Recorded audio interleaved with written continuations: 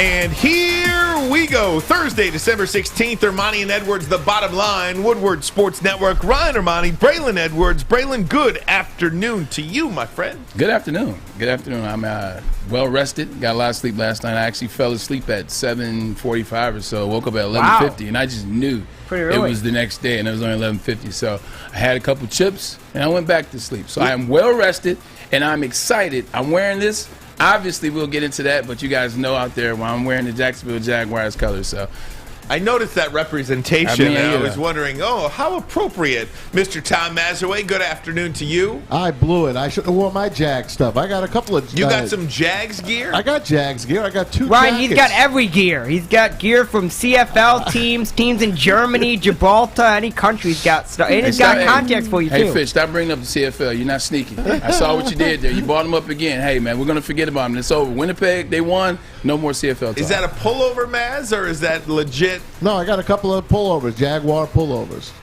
Look at this guy. What can I tell you? You stumped me. I talk for a living. You stumped me with that one. I would have never guessed it. Stumped the Hey, what can I tell you, man? Guys, let me tell you about this Stuff the Studio campaign. I do want to get this off the top of the show because our studio is filling up, and you have until tomorrow night to get your toys in, or if you want to Venmo at Woodward Sports, if you want to come in and bring some cash, 100% of any donation goes to buy toys for kids who are spending their holiday at Mott Children's Hospital. Last year, we donated over $70,000 worth of toys to Mott Children's Hospital in Ann Arbor, making it the largest donation in Mott history. We are trying to top that this year.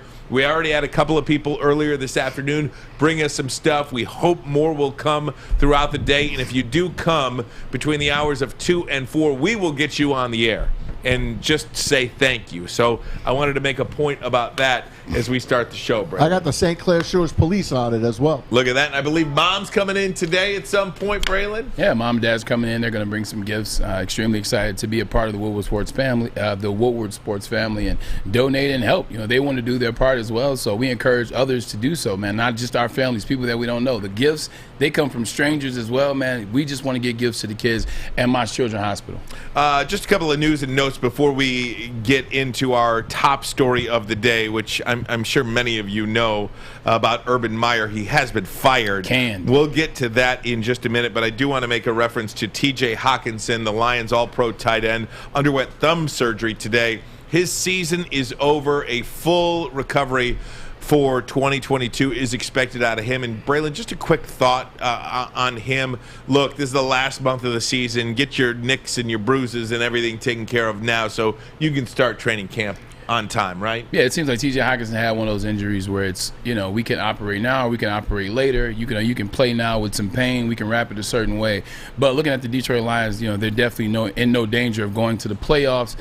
They don't have anything that they're playing for to where they would need to maybe potentially make his thumb a little bit worse. So I think it's a smart decision. Have surgery now. Get him going early as you can. You have the surgery now. You have it this week in mid-December. He's starting to get the process going in mid-January, early February. So it's a very smart play, just like Ragnow this year. I'm pretty sure Ragnow could at some point have played this season, but it just doesn't make sense to bring Ragnow out this year when our all-pro centers, or our all-pro center on the offensive line for the Detroit Lions, it just didn't make sense. Smart call by Dan Campbell and the training staff of the Detroit Lions. I think I would do the same thing with DeAndre Swift, to be perfectly honest with you. Shut him down. I'd shut him down. Maybe Jamal Williams even. Jamal Williams is banged up as well. It's not good if you're Jared Goff. Now you have 4 games to play and less people to throw to than you had before. So it's other guys got to step up, and we'll see who is that person. Maybe there'll be a player that will pop out, like Josh Reynolds. Craig Reynolds had a nice game last week. He was the highest graded running back in NFL. Pro Football Focus did that. So maybe, to your point, you rest Jamal Williams, you also rest DeAndre Swift. Thursday night football tonight, it's going to be the Kansas City Chiefs and the Los Angeles Chargers. If you are so inclined, you might want to stick around at 3:36 if you are watching live, because we will have Chris Prince on, the beer man, beer makers fan on Twitter, part of our Woodward Bets show here at Woodward Sports Network. Chris Prince is 5-0 on his Thursday night football pick since he's been joining us here over the last month and a half, since the guys at Woodward Bets have signed on and joined us here on the bottom line. So Chris Prince coming up 3:36. He'll have a Thursday night football pick for you. Right now, the Chiefs a 3-point favorite against the Los Angeles Chargers. But we will start with our story of the day. Also coming up in just a couple of minutes, in about 5 minutes from now, JP Shadrick, the senior reporter host for the Jacksonville Jaguars, will join us as well to talk about our story of the day. Braylon, Urban Meyer is out. Didn't even make it one full season. After 13 games in season number 1, Urban Meyer fired. You're fired. You're out. What do you mean I'm fired? And it all seems to be, it was the last straw, right? At least to many of us, this Josh Lambo situation, the former kicker of the Jacksonville Jaguars. Here's the tweet that Josh Lambo had. It was a quote, actually. He says, "I'm in a lunge position, left leg forward, right leg back. Urban Meyer, while I'm in the stretch position, comes up to me and says, 'Hey, dip bleep, make your bleeping kicks,' and kicks me in the leg," end quote. Lambo spoke for the first time publicly when he said what happened to him in an interview with the Tampa Bay Times. Quote, "It certainly wasn't as hard as it could have been, but it certainly wasn't a love tap. Truthfully, I'd register it as a 5 out of 10, which in the workplace, I don't care if it's football or not. The boss can't strike an employee, and for a second, I couldn't believe it actually happened. Pardon my vulgarity. I said, 'Don't you ever bleeping kick me again.' And his response was, 'I'm the head ball coach. I'll kick you whenever the bleep I want.'" That seemed to be, Braylon, the final straw for Shad Khan. Yeah, and the crazy thing about this is they've known about this already. Like, this isn't something that came up recently and, now, oh, by the way, since Urban's struggling, let me throw this out here for you guys to do whatever you want with it, talking about Lombardi. Like, this is something that they talked about. They had a council to deal with this already. They knew about this in-house. It's just like the Ray Rice situation to a certain extent. They knew about it in Baltimore. They knew about it in the NFL. And then once, the state of New Jersey decided to go forward with it again, now they had to address it. Same thing here. They knew about it. And now once he says it out loud, now they have to talk about it and deliberate on it and bring it back to the forefront. Like, what? We got to get rid of him now. It's just too much. Like, there's too many things that have happened in this tenure. One of the biggest reasons why he's gone too is like this has happened throughout NFL and through other sports for years, especially when you didn't have social media. I can only imagine the things that were going on in the 80s with Parcells or Belichick, and the list goes. Heaven forbid Bob Knight. Insert player here, Bob Knight. There's still people that, have nightmares when you mention Bob Knight's name, former Indiana basketball players and Texas Tech. But he had to go. They knew about this. They have to come out now. They have to do something now that this comes out on the heels of everything that happened. He just looked incompetent. Like, you bring in Tim Tebow at quarterback. Although you got rid of him, you still bought him in. Tight end, he brought him in. He bought him in as tight end. He didn't bring him in as a quarterback. You look at what he did when he stayed back after the Cincinnati loss, and then he goes out, and then he gets in trouble. You just look at the losses. You look at everything that's coming out. Yes, you don't want to part with $12 million after one season. Mm-hmm. You want to give them a second chance because everything wasn't peachy keen when Jimmy Johnson was the coach for the Cowboys. But once again, they didn't have social media, and everything that came out didn't get out. So you have to leave in 2021 from Urban Meyer. Hey, Machiavelli 2K on YouTube wants to ask Braylon, what would you have done if he kicked you in warm-ups? I'd have whooped his ass. Right then and there? I'd have whooped his ass right then and there. Like, you can't kick me. Like, I am for letting some things go. I am for understanding a situation or understanding a room, and there's a time and a place to deal with certain things. But you put your foot on me, like that is the ultimate. I am the head MFer. That is the ultimate disrespect. Like, the only thing he could have done worse to somebody than me is spit on him. Yeah. The only thing worse than kicking somebody as they're laying on the ground in a submission position on accident, but a submission position, and you put your foot on him and you kick him, I would have whooped his ass. Like, and everybody would have saw it. It would have been back for it. It would have been bounced. I would have took a ton of heat, but you can't kick me as I'm laying on the ground. And he was honest. He said it was a 5. He said it wasn't, as hard as he could. It was a 5. Do you know how hard a 5 is for something you shouldn't do? That's like, well, I mean, you know, I got pulled over and got a DUI, but I wasn't like 9. I was like .082, or I was .06. You were damn near incoherent. It's the same thing. You were damn out of pocket for what you did. It does not matter. I want to play for you Dan Orlovsky, what he had to say about this on ESPN, because I think so many people are just piling on Urban Meyer right now. If you've ever had anything you wanted to say about Urban Meyer, now is the time you are saying it. And here's what Dan Orlovsky, very prominent voice on ESPN, had to say about the former head coach of the Jacksonville Jaguars. Number one, Urban Meyer's a bad dude. And then number two, in the NFL, Urban Meyer's a bad coach. That's why he got fired. You know, the saying that what you do in the darkness will always come out in the light is why Urban Meyer got fired.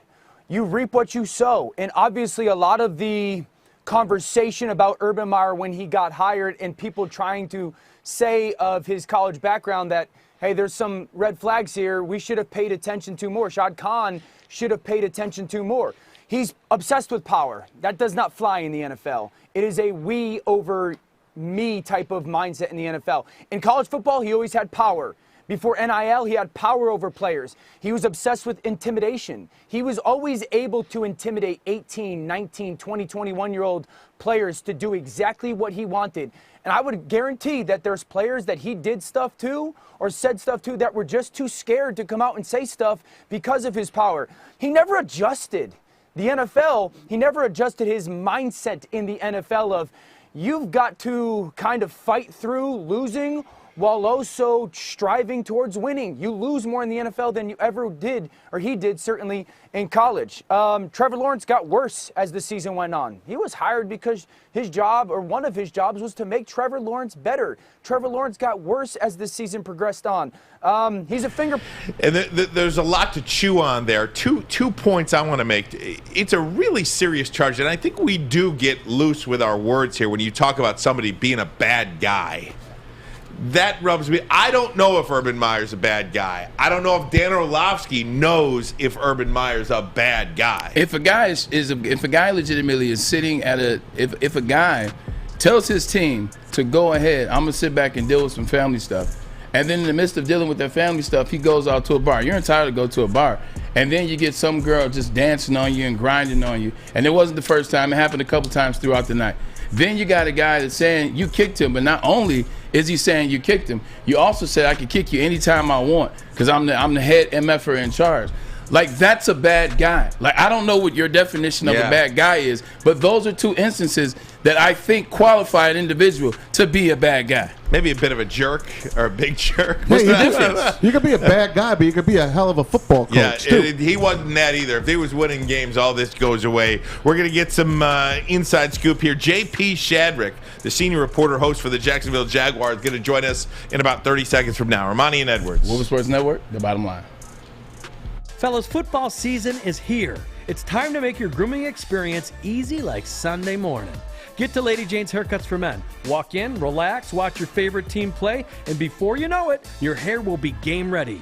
Get to Lady Jane's, open 10 to 8, 7 days a week. Walk in anytime. It's wicked awesome. Make sure you download the Woodward Sports app in the App Store and the Google Play Store today. Take Woodward Sports with you wherever you go and listen live on your phone or mobile device.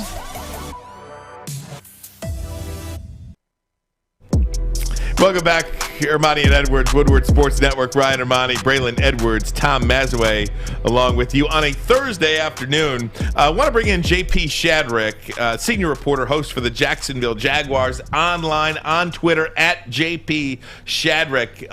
JP, how you doing? So, first of all, thanks so much for the time. Hey, thanks for having me, guys. Really appreciate it, Ryan, Braylon, guys. It's good to be with you.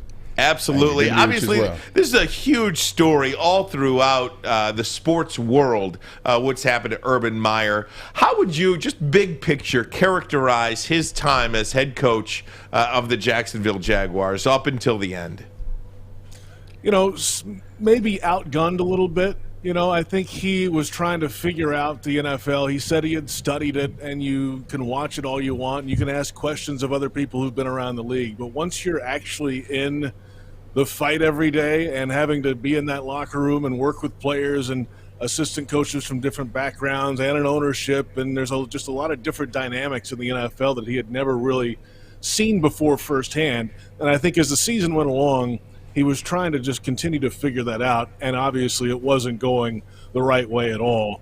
And I heard your list earlier of things in the offseason and all that, but this really, certainly for me at least, escalated on that Thursday Night Football, Week 4, and then he went to Columbus and didn't come back with the team after the game when the team's 0-4 and had just lost a tight football game, and they're close. The quarterback was playing well at that point. They could come back and try to figure some things out. Well, he didn't come back with the team and then doubled down and said, oh, hey, I was going back to visit some family. Some things happened. Okay, well, 10 minutes after that press conference, the video comes out. So proving that there were some other things that were going on there. So that was, I think, the first real big thing during the season. And then everybody was on notice from that point, including the owner, Shad Khan. And then all of a sudden, as the season went along, you start hearing those conversations of players and assistant coaches. They're having some issues. And then this past weekend, the reports come out on Saturday before the game with Tom Pelissero of NFL Media of Marvin Jones Jr., who is a 10-year pro in the NFL and has never really had an issue anywhere. One of the great guys in the league had an issue here. And there were a couple other reports in that story. Then the Jags go out and get shut out in Tennessee. Worst performance of the year, 20-0. And you could tell the crescendo rising in the days after this game. So that, for me, that's really where this thing turned the wrong way for Urban Meyer, was that decision after Thursday Night Football to not come home. Yeah, JP, we're in Detroit as analysts. We're analyzing another franchise that doesn't seem to have it all together, and that being the Detroit Lions. But when we analyze them, we don't analyze Dan Campbell not coming back with the team and end up getting caught on Snapchat or social media doing something he shouldn't have been doing. And then also we don't have former kickers coming out on Dan Campbell talking about he kicked him and also made a comment that goes above the kick. Do you think what Urban Meyer has done down there, and this is just me not being there, although I have the shirt and although I have some family. He loves the Jags, JP. He loves the Jags. Well, my brother-in-law is Marcus Pollard, so I have every reason to cheer for. Yeah, Marcus is my brother, so hence why I get all the Jaguars gear. But do you think Urban needs to be out down there? Do you think people are making too much of what's going on? Is it something that we're not getting? Is there a disconnect, or is everything people perceive in the media to be true? No, it seemed pretty close to true. I mean, just all the reports and everything, and it all just kind of piled up. And to your point there about the Jaguars owner, Shad Khan, in the past year, he has been very, very, very patient with head coaches. Gus Bradley got 4 years here on a rebuilt roster, and then they finally had to let him go. Doug Marrone was the interim for 2 games at the end of 2016 after Gus Bradley. He got 4 years. They went to an AFC Championship game 1 year, but they were not very good the rest of those years, and they had a very good roster. And, of course, Tom Coughlin was on top of all that. There was a lot of cooks in the kitchen, if you will, in that time frame with the Jaguars. But Doug Marrone got 4 years. And then Marrone gets canned, and here comes Urban Meyer. And Shad Khan is one of the most patient owners in the NFL. He's proven that with the way he's gone about the business. But it was so much that has happened off the field here, and you're still 2-11, and you're getting so much criticism. Well, in the past, you're 2-11, and nobody cares because you're the lowly Jaguars, as Shad Khan put it the other day. Well, no more. It's top of the fold. It's on CNN. It's on ESPN. It's on CNBC today. It's everywhere that you're 2-11 and you have off the field issues. So I think Mr. Khan had just had enough of that, the outside noise that goes with it. Let's just get back to football, and I think that's the right step in the right direction. JP, Tom Mazawey, thanks for coming on with us. We appreciate Hey, it. I want to talk to you about the hirings of Darrell Bevell and Joe Cullen. Was that his demise? Because in reality, the guy wants to win. That's to a fault. He wants to win. So I've heard from sources that he takes losing hard. He brings it in on a Monday and a Tuesday. He's still mad about Sunday. He's still yelling. He calls out some of his coaches. But in reality, he would have let them do their thing had they been doing it the right way. Did he hire the wrong coaches? Is that why he is not going to be sticking around? I will say this, on the defensive side of the ball, as the season has gone along, I think Joe Cullen has started to figure it out a little bit as a coordinator, calling the plays. Now, they're not a top 10 defense or anything of that nature, but they had some really issues early stopping the pass. They switched up some things in the back end of the defense, and the number one thing for them is going to stop the run. And then all of a sudden they're going to bring some pressure. That's what Joe Cullen's going to do. And as the season has gone along, that's actually been one of the bright spots for this team. They're playing good enough defense for the most part to keep an NFL team in a game. But the offense can't do anything right now. And they can't do anything at all. And since the bye week, they're scoring 9.1 points per game. That's in week 7 was the bye week. They were shut out last week. They are having issues if they hand it off, running the football, but they haven't really handed it off a lot to James Robinson. And then they don't have the personnel, at least consistently on the outside, to get open down the field for Trevor Lawrence. The offensive line had a bad pass-blocking game last week, especially on the interior, so Trevor didn't have much time, so it's really kind of come down to that. So I'm not going to put it on the coordinator hires as much because Urban said it when he came in. Hey, I'm going to be hard on assistant coaches, not as hard on players. We're going to coach the players and get them right the right way. And to a point, you still have to have really good football players. They just don't have enough of those, I think, on the offensive side to hang week to week in the NFL, no matter who's dialing it up. That's, I think, for me, the deeper problem now with the Jaguars offense. And, JP, that's one of the things, too, in the problem with, a college guy like Urban moving to the NFL. 24 out of every 25 games he played in college, he had more talent than the team he was playing. Yeah. I mean, that is just something that you cannot replicate in the NFL. And when the quarterback, the number 1 overall pick, which for 2 years prior, everybody knew Trevor Lawrence was going to be the number 1 pick in the draft wherever he went. So you've got this what many people believe is a generational talent in Trevor Lawrence, God's gift to quarterbacking, who is getting worse every day or every week. It spelled doom from the start, seemingly.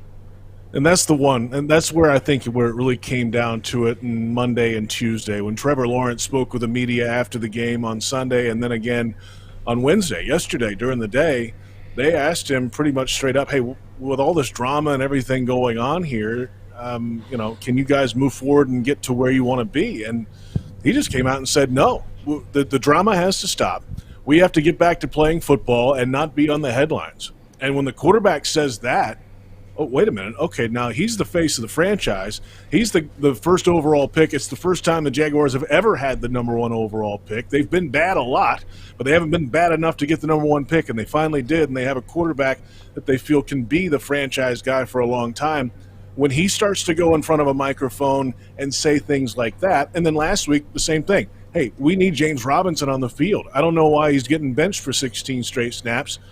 We had a conversation on the sideline. We need him on the field. I don't call the plays and everything, but that's that kind of thing you're starting to hear more and more from Trevor Lawrence. Shad Khan knows that. He hears it, and he understands the importance of Trevor Lawrence to this franchise, to this city, and the franchise is his. And it was not Urban Meyer's. It's certainly Trevor Lawrence's show, and it's a matter now of how they can salvage what's left of this season for him and then put the right pieces around him to make him get back on track. Because when he's on track, he's everything is advertised, and he's everything you want off the field, too. Anything you want in front of a microphone to represent your organization, Trevor Lawrence is that guy. Just hasn't had the success yet on the field. But if you circle him with people that are the right for him, he's going to be great. JP, do you think Urban Meyer will coach again? I don't think so. It's funny, you're talking about earlier before I came on, is he a good guy, is he a bad guy, all that stuff. I just don't have a feel of him going back in the coaching ranks, at least immediately, because of the aftermath of all this right now. Certainly not in the NFL. Maybe down the line when it gets, a couple years removed, some college gig maybe. But you got to remember, he's getting a little older now too. By that time, he'll be in his 60s. Does he really want to do this? He was really good on television, obviously. So do they want him back? Does he even want to do that again? I don't know. That's a great question because now here's the thing about Urban too. I hosted the Urban Meyer Show every Tuesday afternoon on the Jaguars radio network, and he would come on and do 30 minutes with us. When the mic's on, fantastic.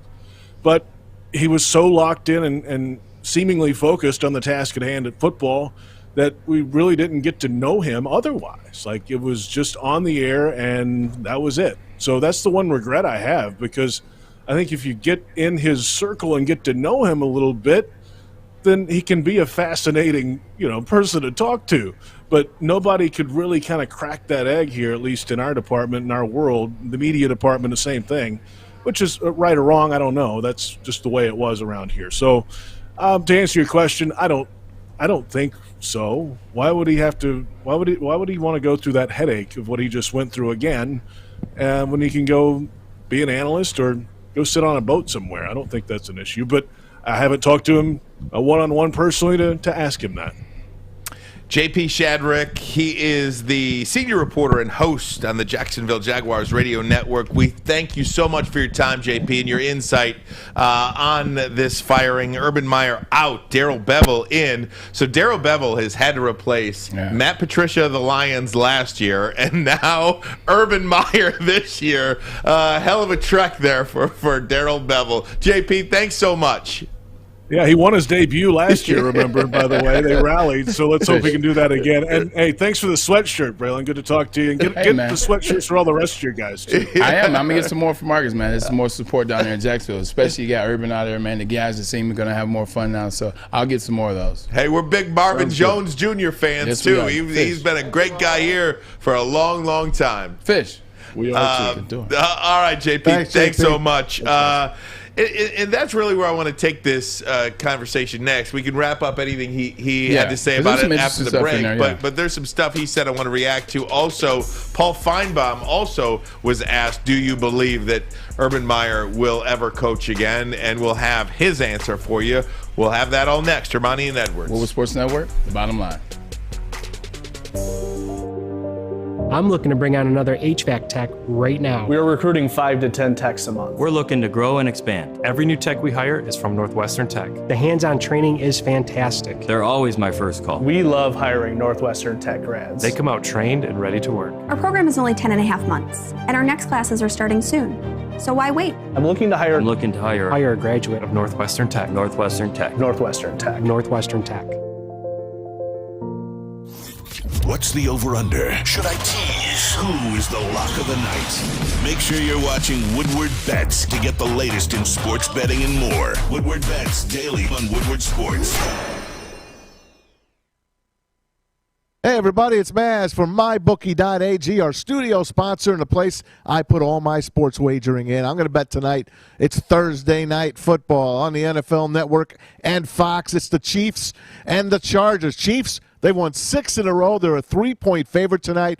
Who do you like? I'll tell you what. You better go to mybookie.ag because they're giving you free money. That's right. For every 1,000 you put in, the first 1,000 you put in, they're going to match it for every first-timer that's out there that has not been wagered yet with MyBookie. Your first $1,000 will be doubled, and that's your money to do whatever you want with. All you have to do is use the promo code Woodward. That's mybookie.ag, the promo code Woodward. Bet anything, anytime, anywhere with MyBookie. If you have a gambling problem, please call the Michigan Gambling Hotline, 1-800-270-7117. Wow, look at this. We've got Tiffany Stone here, brought in 2 bags of toys for our Stuff a Studio campaign. Tiffany, thanks so much for coming in. No problem. Thank you. Yeah, I came by yesterday. I did a little post. I do a lot of off-roading in the Jeep market and all of that stuff. And I was like, hey, if you guys want to donate to this, it's a great cause. You're more than welcome to hit me up on Venmo. And so they did. So Camp 4 Low is an off-road place community that kind of goes down to like Baja, California, and does some really cool things out there. So they sent some money, so I went back and got some toys for everybody. We love that. Awesome. Thanks so much. Thank you. And we hear you're related to somebody in the building, perhaps. Somewhat. That dog named Woody. You've seen Woody around, right? Woody is my other. Somebody outkicked this coverage. Very good. Somebody outkicked this coverage for sure. As Tiffany, thank you so much. Thank you. No problem. We Thank you guys. Thank you so much. Thank you. Absolutely great stuff. We'll give you that, Mike. You can walk it back out on your way. Walk it back to Woody. Walk it back to Woody. Yes, absolutely great stuff. So we're talking about Urban Meyer. And again, if anybody wants to come bring us toys, We will put you We're on here. the air absolutely through tomorrow, 10 o'clock. You can bring your toys up, part of our Stuff A Studio campaign. Braylon, JP Shadrick had some really good insight on why Urban Meyer was out. And one of the things that he said was, at that press conference on Monday, when the quarterback, Trevor Lawrence, said the drama has to stop, that was really a catalyst for, this guy can't be here anymore, because as Jim Harbaugh said 3, 4, 5 years ago, he has been a winner everywhere he's been, but turmoil has followed him everywhere he's been as well. Yeah, 100%. You get to the college level, if your quarterback comes out and speaks on you, which they're not going to speak on you on a college level, but if they do, you're still at that level. You're the man in terms of the head coaches, in terms of a Nick Saban, in terms of a Dabo Swinney, in terms of what Urban Meyer was. At this level, when your head coach comes out and speaks about, when you're a number one player, first time you've had a number one draft pick, someone in Trevor Lawrence that has won at every level. Trevor Lawrence has been won at every level since Pop Warner. Mm-hmm. And now he comes in to be taken care of by Urban Meyer, and it's not happening. And he feels the need to speak up. Now you have to take into account everything else that has happened. Now you have to look at it with 2 eyes instead of 1. Now you really have to dial in and say, did we make a mistake? I think we did. Now, how do we rectify this mistake? In college, you can fix things. Mm-hmm. Like in college, you can look at what's going on. You can look at what's going wrong. Brian Kelly, he was able to make a mistake and not make a mistake. He was able to come back and rectify and fix things. You look at what happened with Jim Harbaugh. He was able to fix things. In the NFL, it's not so easy. You can't just, you know what? I got the wrong quarterback plan. Let me bench this guy, put this guy in. You know what we're running on. Go recruit another one. Go recruit another one. In Ohio State, let me get rid of this defense coordinator and let me bring this guy up. Let me add this guy. In the NFL, you can't fix problems like that. They're much harder, they're much deeper. And I think for Urban, he got overwhelmed, like looking at all of the issues, looking at what all the problems were from the coaching staff that he brought in, from some of the players that he brought in. He was like, man, this is too much. What do I do to get fired? I'll tell you this. We know some players over there, some former Lions. We also know some coaches over there. This is the deal. The guy hated to lose. I told JP the same thing. He'd come in on a Monday or a Tuesday. He'd be so mad, and he'd have some players just laughing, whooping it up. And he'd go up to him and say, what the hell are you laughing at? We're losing. You see how we lost that game? He made Marvin Jones Jr. a captain. Marvin Jones Jr. spoke out. He's not mad at Urban Meyer. He's not mad at Urban Meyer. No. Those two ironed their things out. You know what those guys are mad at? They're mad at the coordinators. They were mad at the coordinators just as much as Urban Meyer was mad at the coordinators. The only problem is he called them out in front of everybody, and the media gets a hold of it because there are a couple of guys in that locker room, like Josh Lambo, that speak out of turn. Right. They speak. Remember he talked about the rats, getting rid of the rats? He didn't get rid of the rats quick enough. Those rats came back, and they spoke. And once the media gets a hold of it, the Josh Lambo thing was the last straw, although it happened months ago. It certainly takes a life of its own on. You look at the players, and Urban Meyer, one of the things that you said, Braylon, and JP, is that, look, he doesn't like to lose, yes, but he is not used to not having all the power, total control. In the NFL, there's one guy probably who is... There's one coach more important than the quarterback. Belichick. Bill Belichick. In every other situation in the National Football League, I would say that the quarterback is the most important employee of the organization. Yeah. Outside of, it goes the owner, quarterback, head coach. And for Urban Meyer, that's not a place that he likes to be in. He likes to be above the owner. You are the owner of a college football program. Yeah, you are that guy. And the other side of it, too, is I've been on bad teams, and I've seen those coaches have a bad time, but I've never been on a team in which so much was happening off the field. So much was happening that did not pertain to football. So much was happening where you got a Marvin Jones Jr. leaving the facility, and, right now you're saying it's because of the offensive coordinator. But I still just don't see it. I played with Derek Bubble. Like, I'm not the biggest fan. I was playing with him in Seattle, but I don't see enough of him to be angry enough to where I have to leave the facility, where I'm that angry. But with Urban Meyer, I could potentially sing something that I'm that angry about that will make me leave the facility. I've been on teams that weren't good, but I've never seen a coach like in this position. I've never seen so much happen in the trickle-down effect on and off the field that happens like this with Urban Meyer. And I'm telling you, it's not just about them calling those players out. It's more. You'll find out it's more to do with Urban Meyer than you think. It feels like, though, too, for a head football coach, and I think if you want to bring it a little bit closer to home, the coordinators that you hire are the biggest decisions you make as a football coach, I think. And that is why you look at Dan Campbell. He's going to get one shot at this. Dan Campbell's going to get one shot at this. That's why he's like, you know what? Anthony Lynn ain't getting it done. I don't like his game plans. I don't like the way he calls plays. Not to mention he didn't want to coach this year anyway. He didn't want to coach this year anyway. I screwed up. So you know what? I'm going to cut my losses. I'm taking control of this offensive until I can replace him. I give him credit. Yep. I get one shot at this. Yeah, if I'm going down my way. Yeah. Urban Meyer never took over. Urban Meyer continued to let Darrell Bevell have just very terrible offensive game plans. And if you score 0 points, that's a terrible game plan. That's because in college you don't have to take over. All you have to do is be the front man. All you have to do is be the guy doing the interview. Like I said, he's better than everybody else he plays. I agree with you, but I'm saying like in the NFL, like in the collegiate level, when you have guys that aren't doing what they're doing, just like when they got whooped by Bama in the college football playoffs, they fired the defensive coordinator before they got on the plane. You could just fire guys and hire guys and bring them in when you're in college. But you don't have to necessarily worry about what's going on so much. You're more of a manager. You're the guy that comes in, hey, you guys out there doing a good job, or hey, you guys out there doing a good job, and they bring you in to talk to the certain type of recruits, or they bring you in for the interviews.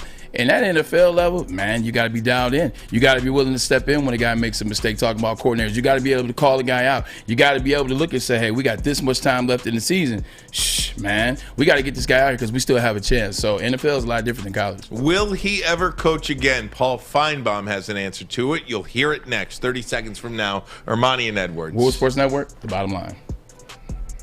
Hi, I'm Kay Cunningham. I'm proud to partner with Hall Financial, the mortgage company known for 5-star service. Don't just take my word for it. Check out their 5,000 5-star reviews for yourself. Go to callhallfirst.com and get started with your 5-star experience today. The pros know. Go!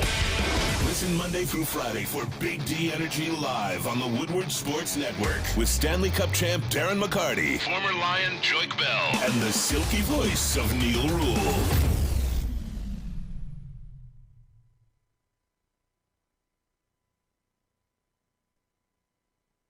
That's right. I'm talking about the heating and cooling industry.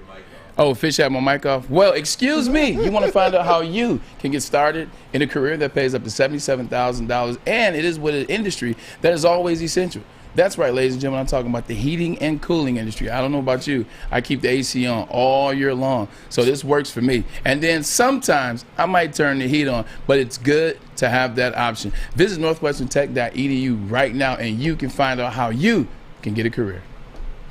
Not a chance. And anyone who wants to write a speculative piece today about where could Urban end up, the answer is nowhere, Max. This man is dead professionally, and he did it to himself.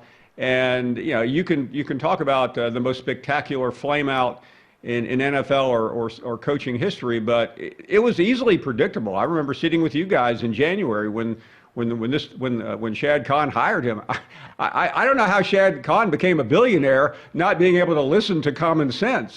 He could have called any of us or anyone else with a sensibility and told him exactly what would happen. It happened a little later than I thought, although frankly, I thought it probably should have happened 4 or 5 games into it when Urban started to show his colors. And in the end, this was very predictable, and I really cannot imagine a major school. I just can't.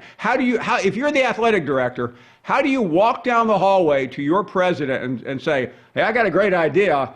I think we ought to hire Urban Meyer. And the person and the man or woman goes, is that the guy that was at the bar with the woman? Is that the guy who allegedly kicked the player? Is that the guy who treats people like dirt? Is that the guy who barely shook hands with one of his own players after an NFL game? Forget it.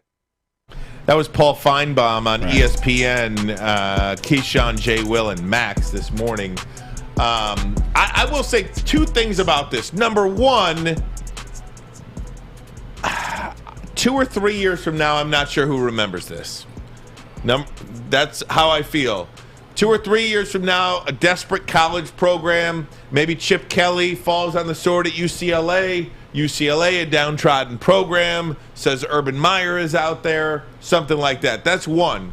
Number two, part of me wants to agree with Paul Feinbaum, and then you think back to the axe that Paul Feinbaum has against Urban Meyer, because Paul Feinbaum, SEC guy, Urban Meyer, retired from Florida, only to go to Ohio State and win a national championship after that. So I take what Paul Feinbaum says about it with a grain of salt.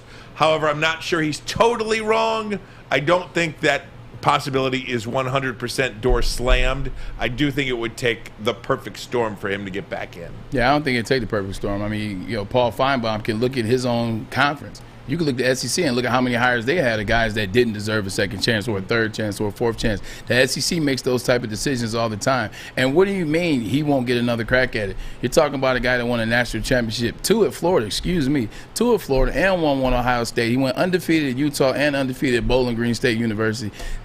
Life is about winning. People forget when you win. As Ben Roethlisberger, and the list goes on, Antonio Brown last year until this year, people forget when you win. And I guarantee you, Urban Meyer's a guy that still win at the collegiate level. Mm-hmm. And by the way, Urban's a competitor. Urban has an ego. And guess what? Right now, what is his ego? It's very bruised. It is very patchwork right now. His ego is destroyed. He couldn't win at the NFL level. He had all these other things creep in. Like, he's a winner, and this is how he's going to go out. I guarantee you will see Urban Meyer in somebody's Power 5 program within 2 years. I got the job for you. What? Florida State. Now, can a guy from Florida go to Florida State, or is that kind of like the Ohio State coach coaching at Michigan? You know, I mean, I'm asking. I don't know. I'm asking. No, not at all, especially not anymore. Like, I played for the Browns, and I could have played for the Steelers. Like, at the end of the day, it's not like that anymore. It's not like even back then it was like it's not what it used to be. Yeah. Like, it's not like Bo Schembechler did it, but it's not like that. Like, he legitimately go to Florida State and wouldn't bat an eye because he played at because he coached over there at Florida. Shoot, Steve Spurrier coached at Florida for years. Once played at Florida and then went to coach at South Carolina. Yeah. Like, and this was what in the 90s. The 2000s, he definitely could go to Florida State. Nobody would bat an eye. When's the last time you watched a Florida State game that mattered? 40 years ago. So no. I like your UCLA pick too. You know, it just seems, get away from this whole experience. First of all, he's got a lot of money. Yeah, Shad Khan paid him a lot of money. Yeah. I'm wondering. I wanted to ask JP. I'll ask JP on a text. How much of that money you think he's going to wind up getting? Is he going to get it all, or is there an out clause that you don't kick a player, or you don't do this, or you don't do that? There's got to be. Shad Khan's not a dummy. They will try to settle. And honestly, neither are these big Power 5 schools. Urban Meyer is one of the greatest, whether you like him or hate him, whether you think he's the worst human being in the world or he's top 5 NCAA coach of all time. All time. It's not up for debate. Yeah. He might be in the top 3. Of all time. No question. He's got 3 of those things. This is a guy who had unbeaten seasons at 3 different schools. Utah, Florida, Ohio State. Name me another coach that's done that. And oh, by the way, he had Bowling Green ranked in the top 20. Bowling Green was undefeated. I was in Toledo covering Urban Meyer and Dan Dockage. Omar Jacobs. Omar Jacobs, I remember. Down there. So, look. Josh Harris, Omar Jacobs. This is a guy who's 57 years old. This is a guy who's extremely prideful. He will not, I guarantee you, he will not go out like this. He's back in September. I agree. He's back. And he's going to win again. You don't think after UCLA sees Lincoln Riley with all that success potentially at USC? And at the end of the deal, like, if you go into someone's living room, if you go and you're recruiting and you're in someone's living room, I would tell you, I'll say, hey, look, I heard about the past. I get it. Everybody makes mistakes. Just don't kick my effing son. Now, you don't kick my effing son, we're fine. Let's go win this national championship. Or, if I'm the dad. I can see those conversations. If I'm the dad, you know what? I see a couple of things. Can I get a little music for this, Fish? This is 15 years from now or 12 years from now if Luke's ever getting recruited. He will be. Hey, Herb, I saw that stuff back in the day. Not a huge fan, but as long as you get my kid to the league, you can do anything you want to him. You can cut the music now. Hey, terrible. It's terrible. You can kick him, punch him, grab his face mask. My kid's playing for Tom Izzo. Tom Izzo, have at it, man. Yeah. Have at it. I know what kind of man you are. Right.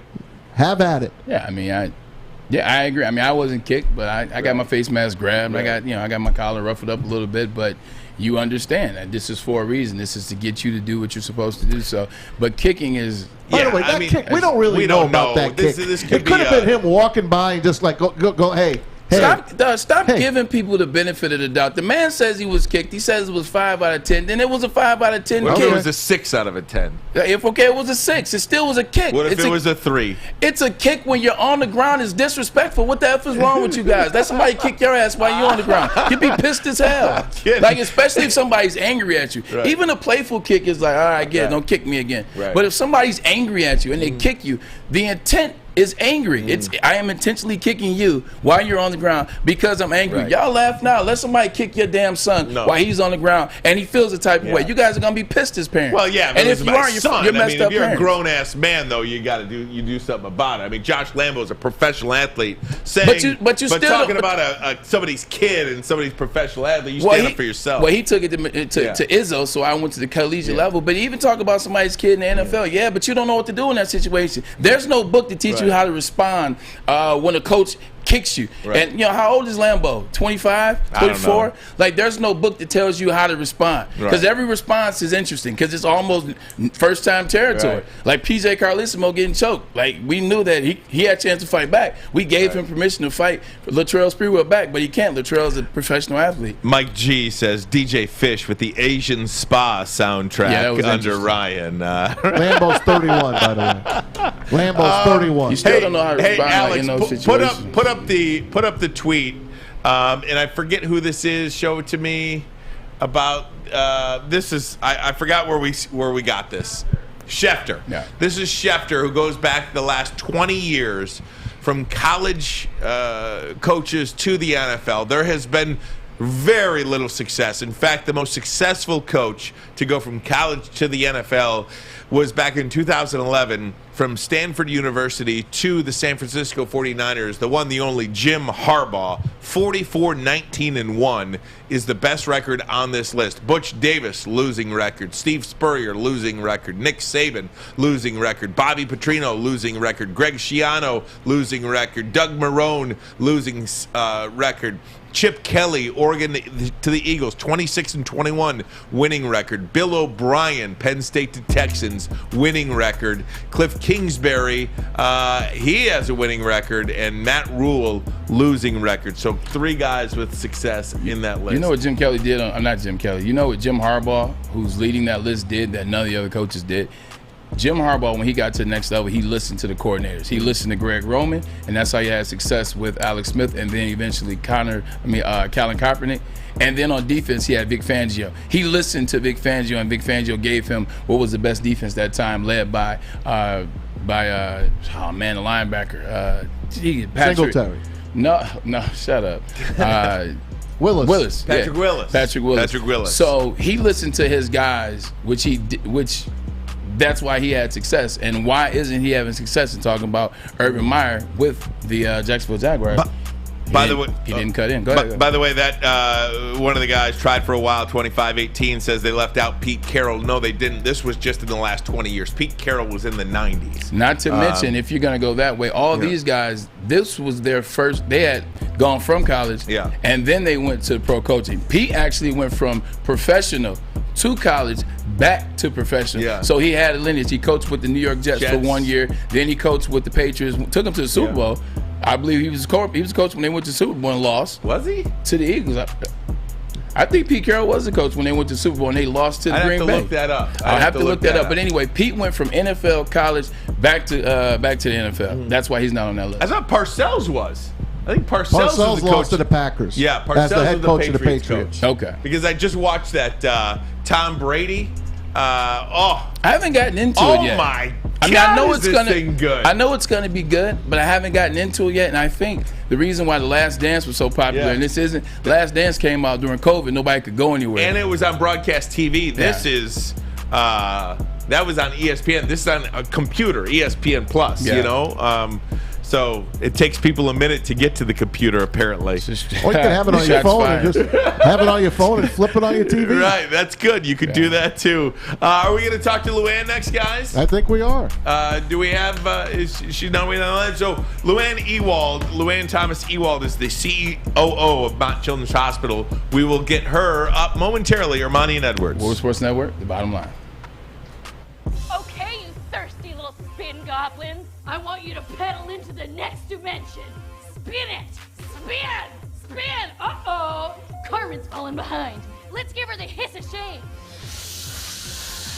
Spin! Spin! Spin till you bleed! Don't ride the bike of shame. Come to Planet Fitness and find your own lane with tons of equipment, free fitness training, and no hissing. Join today for just $10 a month. Your Detroit alternative to the normal sports blah, blah, blah. It's Woodward Sports. This is the bottom line. I'm here with Maz, my boy Ryan, I'm Braylon, and we're here with Tim. This is Woodward Sports Stuff a Studio, and guess what? Somebody came prepared. Tim, talk about a little bit of what you bought and what made you bring it. I brought a couple of toys here. This is a lawnmower. I thought it was pretty cool, but more importantly, my daughter had surgery at Mott back in about 2005 for brain surgery. They did a miraculous job for her. As a matter of fact, she's graduated from Michigan State on Saturday. You could never hey, tell. go green, right? I appreciate what you guys are doing very much because it really meant a lot to us. We appreciate you. Thanks for coming in. Thanks for coming in. It's stories like that, though, that gets us in that spirit and keeps us going along with this Stuff a Studio campaign. 2 more days through Friday. Come on in to the Woodward Sports Studios, located 15 in Woodward, just inside the Lady Jane's Haircuts for Men world headquarters. Tim is wicked awesome. Wicked awesome. Yes, he is. Follow him. Guys, it is a pleasure to bring in somebody who means so much to so many people, the COO of Mott Children's Hospital, Luanne Thomas Ewald. Hey, Luanne. Hi, Ryan. You are. Yes. How are you? I miss you. How are you? I know. Where you been hiding? In Ann Arbor. Well, in Ann Arbor. I'll tell you, Luanne, we are so excited to be partnered up for this Stuff a Studio campaign. I wish you could see it now, but I really want you to see it tomorrow night when we pack all this stuff up and send it on in. Just talk a little bit about what this means to the kids and their families. You know, you guys have no idea. I know you're feeling the love in the studio, but, you know, with COVID, we have really had to isolate our kids. You know, we usually have activity rooms happening so the kids can get together. We have our U of M athletes in and out of the hospital making visits. With COVID, we haven't been able to do any of that. So these toys really are the kids' entertainment while they're in the hospital. And, you know, unfortunately, our hospital is full. It's been full for a couple months, and it's going to be full over the holidays. So any joy or spark of joy or happiness that we can bring into these kids' patient rooms, that's what this means. You know, our community rallying around Woodward Sports, and then you guys rallying around us. It's magical. It's magical. Luanne, I want to pick up on something you said because I'm not sure a lot of people really are able to understand. You know, back in the day, like as in 2019, maybe you were just able to kind of come in and come out of the hospital and do your visits and have the kids gather together and play on the floor in common areas. Because of COVID and because of how it affects, you know, immunocompromised people, that can't happen anymore. No, and you know, usually, again, back in 2019, kids could have their siblings come visit, kids could have their classmates come visit, and you know, as many family members as they wanted. And because of COVID, the visitation policy is, you know, 2 parents. That's it. And so really their social interaction with other kids, with their friends, is really, through iPads and FaceTime. And so what these toys do is, it allows for child play. It allows for a kid to be a kid.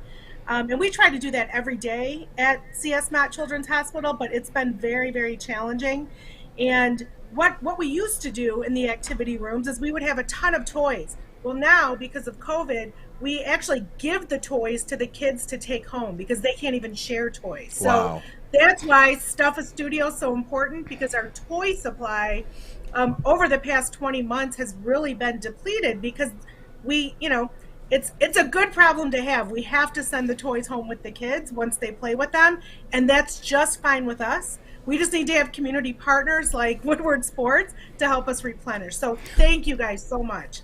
Talking to Luanne Thomas Ewald. She is the COO of Mott Children's Hospital. Like, Luanne, the one thing I want to say is we got to hurry up and get that event back on the books. I was so excited to be the MC for the event that we were going to do over there at the Young Champion House. So we got to hurry up and get that one back on the books. I know we missed that, dude.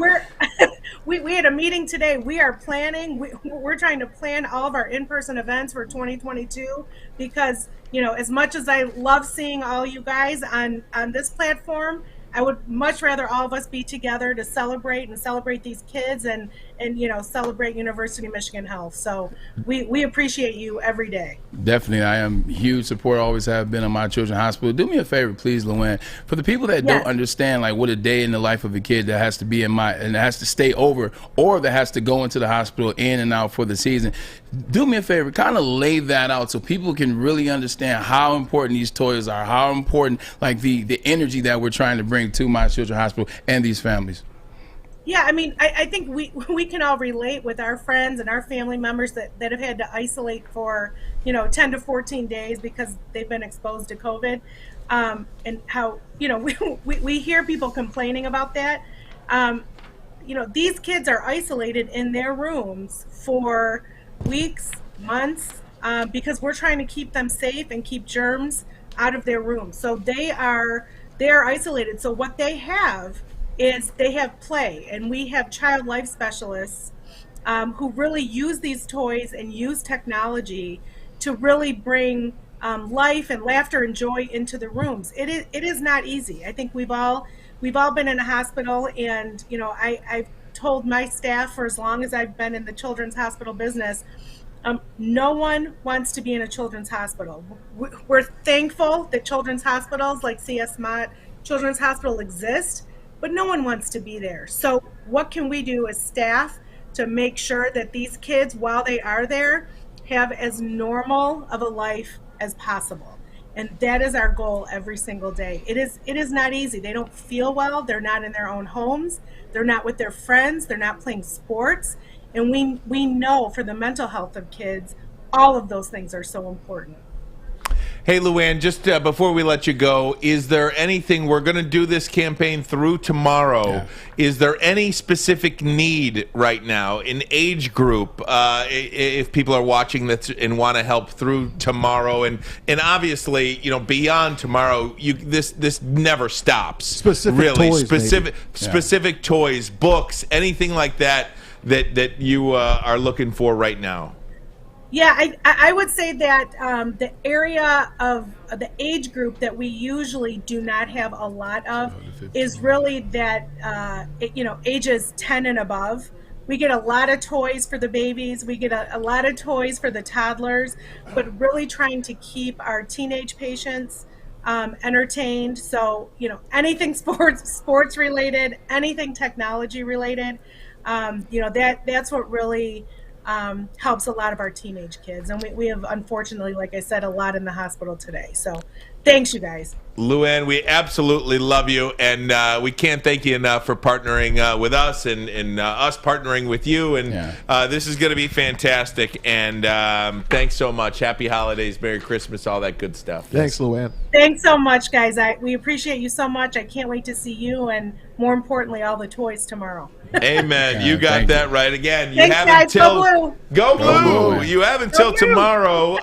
If you want to drop off a toy, come do that. We're located at 15 in Woodward, just in the back of the Lady Jane's Haircuts for Men World Headquarters here. Come on in. We're here, again, through tomorrow. If you want to come between the hours of 2 and 4, we will put you on the air here at Woodward Sports, The Bottom Line, Guardian Alarm, and Meyer. We thank them for their continued support with this cause as well. Guys, we're going to take a break. Come right back. Lions talk. TJ Hockenson out for the remainder of the year. We'll tell you why, if he's going to be around for training camp next year. Also, what are the thoughts on Kayvon Thibodeau? You'll hear from the Lions head coach, Dan Campbell, about that. All that and much more, plus Beerman coming up in 36 minutes from now. Ermanni and Edwards. We had all the energy up, man. All the energy, and now we got to talk about the Detroit Lions. Oh, my God. Exactly. Woodward Sports Network, The Bottom Line. It's that time of the year again. Time for our second annual Stuff a Studio with Woodward Sports. Last year, Metro Detroit came together to help make the largest single toy donation in Mott Children's Hospital history. This year, we make it even bigger. Stuff a Studio is happening December 13th through the 17th at the Woodward Sports Studios in Birmingham. The children in Mott Children's Hospital fight so hard all year. Now it's up to all of us to help bring a smile to their faces. So while you're out holiday shopping, make sure you pick up an extra toy or two and help us spread some love to Metro Detroit this season. We look forward to seeing you December 13th through the 17th as we stuff our studio with Woodward Sports and Meyer. Woodward Sports Network, let's go! Ho, ho, ho, ho. Hey, gang, I want to tell you about Lady Jane's Haircuts for Men. That's right. Come on in. So many locations throughout Metro Detroit. And if you're not in the state of Michigan, plenty of locations around the country. Do you know why? Because people love Lady Jane's. That's right. It is uncomplicated, very simple process. All you do, you walk in, you sign in, you sit down, and before you know it, you are handsome and clean. Ooh-wee. That's right. Lady Jane's Haircuts for Men open 7 days a week. Open from 10 a.m. until 8 p.m. That's right. Lady Jane's is wicked awesome. Wicked awesome. Wicked awesome. What's going on, Lions fans? This is Corey Woods, the Woodward Sports Network, checking in with your Detroit Lions update, and we got some breaking news coming out of Allen Park. ESPN's Adam Schefter reports that T.J. Hockenson underwent successful thumb surgery this morning, effectively ending his 2021 campaign with the Lions. Also this morning, the Detroit Lions placed safety Jalen Elliott on the COVID list. That is their 10th defensive back that they have lost this year due to illness or injury. Unfortunate times right now in Allen Park as the Lions are trying to prepare to get their second win of the season against the surging, and I do mean surging, Arizona Cardinals. This is Corey Woods, the Woodward Sports Network, checking in with your Detroit Lions update. See you guys next time. Our Lions beat reporter Corey Woods there. We thank him. Another for, dope background. That's right, for that update.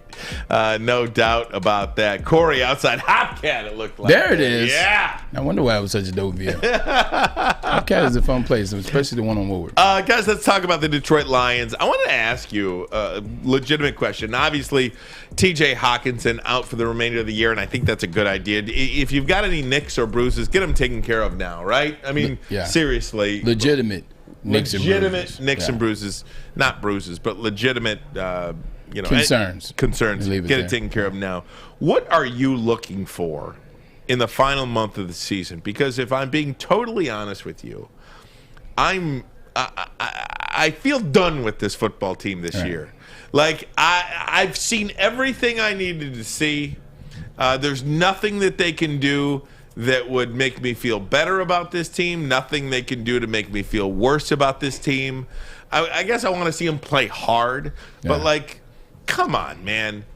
Play hard. Finish it out. But other than that, I'm very uninterested by the remainder of the Detroit Lions season. I think you've seen enough out of the Detroit Lions all season. Me as a former player, what I'm looking for, I'm looking to see how the team finishes.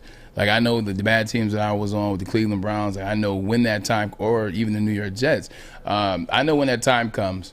Like, guys start making up BS injuries, fake stuff, or I tweaked my ankle, or I got this in with my finger, or I had a little bit of a shoulder injury type deal. That way you don't have to play towards the end of the year. That way you get healthy as you're going into your off season. That way, so your first vacation destination, you're healthy to have a good time.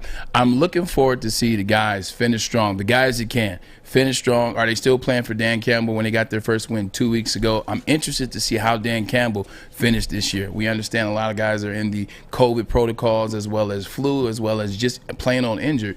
You want to see how they play for him towards the end. You want to see if he's making some of those mistakes in situational football, or does he clean that up going into the offseason? So I really just am keying in and looking on that. I have a major correction that I need to make. Oh, man, jump into it. into That I needed to put my finger up and get you to stop talking for a minute. Corey has chatted in that he is on the avenue of fashion, not Hopcat. Oh. I needed to make that clarification immediately. Nope, 100%. But I'm surprised he's giving us his locations. Like, usually when you have some locations like that, man, you keep them to yourself. You don't want to give up your vantage points. But that's what I'm interested in seeing. I'm interested in how this team plays for Daniel Campbell to finish out the season, or Dan Campbell, and then how he coaches, because when you watch his clips, and we have a couple, he's just looked exhausted. He's been through player loss. He's been through cutting players. He's been through keeping players. He's been through COVID. He's been through injury. He's been through butt whipping. He's been through close loss. He's been through some calls that were his fault, some calls that was his teammate or his players' faults. He's been through it all. He's been through Demaryius Thomas out there and with the Broncos, which they did a mighty fine job in working in connection with the Broncos organization. He's just been through it all, and he looks exhausted. So I'm trying to see if he can hold on for the remainder of the year and get to the offseason and start the process. Maz, what are you watching for? Well, you know, I'm a vidiot. I watch these NFL games. I watch the Cowboys and Rams. You were watching last night's game, weren't you? Yeah, he was, and he texted. He texted me too and told me to watch. And I did watch a few minutes. I just dig the NFL. Lions are my team. I want to go to the game this weekend. I want to see the Cardinals. I don't want to see the Lions. I want to see the Cardinals. I want to see Kyler Murray. I want to see the teams they're playing. I want to see the Falcons the following week. The Seahawks play them, and then they wrap up with the Packers at the end of the year. But as it relates to the Detroit Lions, Matt, what are you interested in the last month? There's got to be one thing you're interested in. And I know it's tough. I'm so glad you put him on the spot. Yeah, I had to, because he tried to dance around. He tried to dance around. There's really nothing to look at. Good on you. There's nothing to look at. I like Good on you. I like to see Derek Barnes play better as a linebacker. Okay, we had him on last week. Go. I'd like to see him step up his game. I want to see Penei Sewell finish strong right now. He is one of the best offensive linemen out there. He's a rookie. He's playing on the right side. Right. He came in as a left tackle tonight. I wanted to see Rashawn Slater tonight, but he's out with COVID. That would have been the other guy you might have been able to draft. I'm glad I said something. This is great insight. So now I'm looking for this stuff. Amon-Ra St. Brown, I want to see him pick up. 0 drops since week 2. I mean, he was, I think, offensive rookie of the week last week. Amon-Ra St. Brown. So he's coming to play. I want to see these draft picks play. That's all I got. I want to see. I want to see Jared Goff. Do you want to see him win? No. I want to see him compete. I don't want to see Jared Goff not fumble, not get balls batted down. I want to see him improve a little. Although, how can you now that Hockenson's out? How do you not?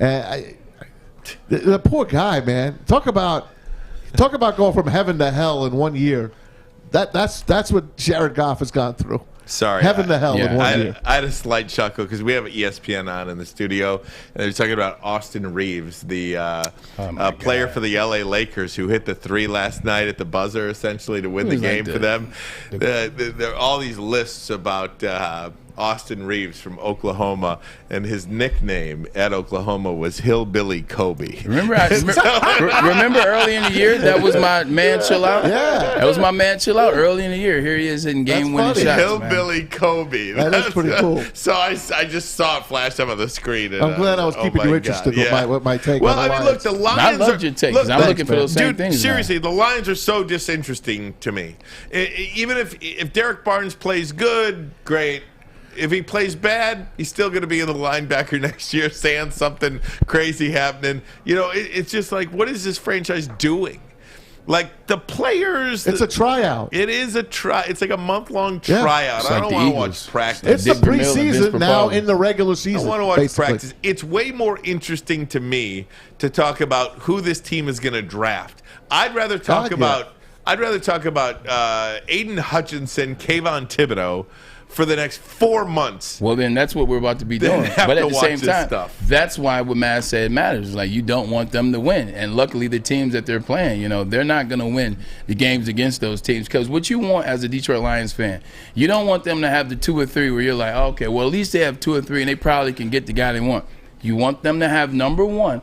So that when you watch the draft process, when you watch the combine in Indianapolis in early March, as pointed out by Alex, when you watch these pro days, when you watch these personalized workouts, you really get a feel for it, not just the film that you saw Kayvon Thibodeau and you saw Aiden Hutchinson. Now I'm able to break them individually down and watch their measurables on display. And you're looking like, that Kayvon Thibodeau is pretty fast. That Kayvon Thibodeau does get off the ball well. You're able to start making comparisons to them one-on-one, and it adds to what we saw during the field. So you'll have a chance to see that. Go ahead. I was going to show you Penei Sewell, by the way. Today's the last day for fans to vote for the Pro Bowl.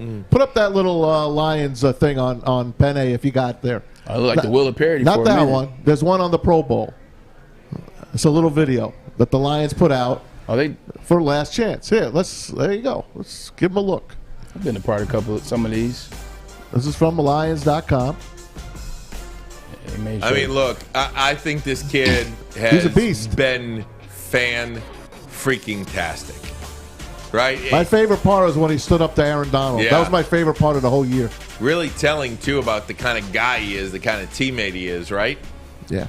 He's a kid, too. He's 20 or 21 years old. He's a stud. I know I always laugh around. I want Micah Parsons over him, and I still do. But I do really appreciate what Penei Sewell. Because and God willing, he'll stay healthy and play 15 years. Because you think, a Hall of Fame Micah Parsons versus a Hall of Fame Penei Sewell, a Hall of Fame Micah Parsons means more We to win- the Detroit we win Lions more games. than a Hall of Fame Penei Just Sewell. my and opinion. I understand that. That's fine. He's 100% correct because I'll throw something out there. In 2007, when I was at Cleveland Browns, we drafted an individual at left tackle. Joe Thomas? That individual is in the Hall of Fame. That individual was on more teams in his tenure with Cleveland that were under 500 than I don't know what. So his ability to keep the quarterbacks, because he played with a lot of them, believe you me. Like 11 of them. His ability to keep those quarterbacks safe was amazing.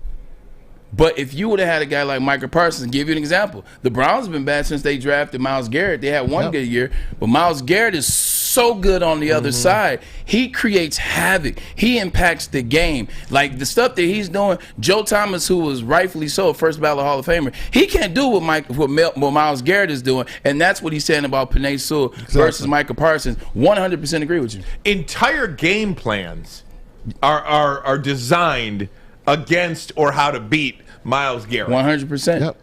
And Nobody's that's doing happening that with on the Micah, other too. side. That's happening with Micah, too. And just think, if you had him, who you could have paired him with this year. Yeah. He might not have been Micah Parsons from the Cowboys, but you could tell what he was going to become. And now you put him with Aiden Hutchinson or Thibodeau, all of a sudden, you're a player. Next year. I did want to talk to you about Dan Campbell. Coming back, you will hear what he had to say. There's a report out there from Josina Anderson that says that the Lions, if they had to make a decision today, would choose Kayvon Thibodeau over Aiden Hutchinson with the first overall pick in next year's draft. Dan Campbell was asked about that. You'll hear that on the other side, Ermanni and Edwards. Woodward Sports Network, the bottom line. Fellas, football season is here. It's time to make your grooming experience easy like Sunday morning. Get to Lady Jane's Haircuts for Men. Walk in, relax, watch your favorite team play, and before you know it, your hair will be game ready. Get to Lady Jane's, open 10 to 8, 7 days a week. Walk in anytime. It's wicked awesome. Make sure you download the Woodward Sports app in the App Store and the Google Play Store today. Take Woodward Sports with you wherever you go and listen live on your phone or mobile device.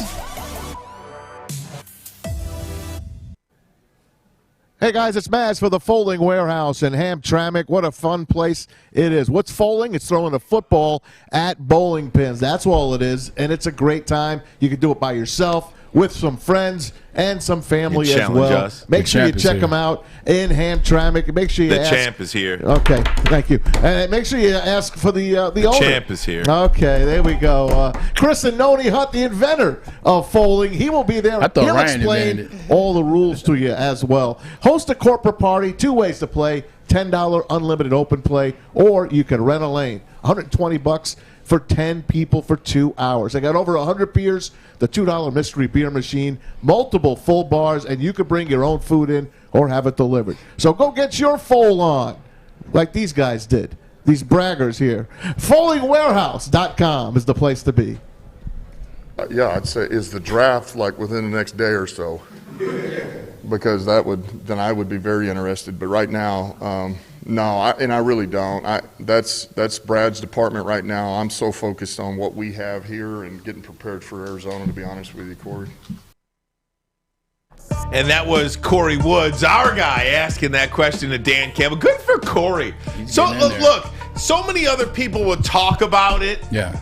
Everybody's talking about the Lions. Everybody's tweeting about the Lions Ask and the the question. Josina Anderson report. Everybody's doing it. Right. Nobody's asking the question except Corey Woods, Woodward Sports beat reporter for the Detroit When you Lions. get access, Find new roads. when you get access, that is what you're supposed to do. You're supposed to take advantage of the access, and Corey Woods is definitely doing so. Seriously, everybody's tweeting about it. Everybody's talking about it. Everybody's writing about this Josina Anderson report. Corey's the only one asking about it. He's got the cojones. He's doing his man. job. He's got Love the it. LeBron James dance from a couple games And they ago. don't have to answer, too, by the way. They don't. They can say next Yeah, question. Right. But you asked. And I thought that was a very respectful answer from Dan It was. Campbell. He Dan's takes a good him dude. serious. Great He's not, dude. He's not going to undress Plus, he's a anybody. player, so he's like Yeah. he comes from the world of being Gets a it. player too. He understands and he gets it. He gets it, absolutely.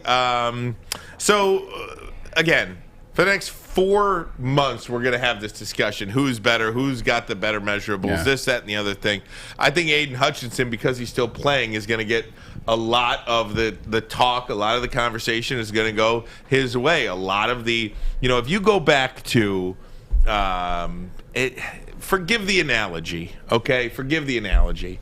But if you go back to when the Pistons had, forget it was the 10th pick or the 11th pick or whatever pick they had, and they had a choice between Mateen Cleaves and Kentavious Caldwell Pope. And then they had was it KC? No, it wasn't KCP. It was It was Trey. Martin. It was Trey Burke It wasn't him either. and Kentavious Caldwell Pope. Yes, that's who exactly what it was. But it was Mateen and somebody else. Then they passed on Mateen, and then they passed on Trey Burke, because we here in Michigan, we think our guys are the absolute best players in the world, and I do think that Aiden Hutchinson would help this Detroit Lions team, but it's not up to me to decide who's better, Aiden Hutchinson or Kayvon Thibodeau. It's up to Brad Holmes, and Brad Holmes better be right. That's all I'm saying. You're 100% correct, because it's so easy to just look and say, yeah, well, why wouldn't you draft Aiden Hutchinson? He plays up the road. They're Big Ten champs. He has 14 sacks. He broke the school record. Second in the Heisman. He's second in the Heisman. It's easy. If Aiden Hutchinson went to Penn State and had the same exact season that he had, we'll be looking at it a little different. You will be looking at it like, hey, that guy from Penn State's really good. But they talk a lot about this guy over here in Oregon. What's his upside? We need to see. We need to pay a little bit more attention to what's going on. It wouldn't be such a slam dunk if Aiden Hutchinson went to Penn State. If Aiden Hutchinson was having the type of year he's had at Iowa. Right. But the fact that he's doing it for Michigan in the spotlight, they won the Big Ten, it's easy to close that door.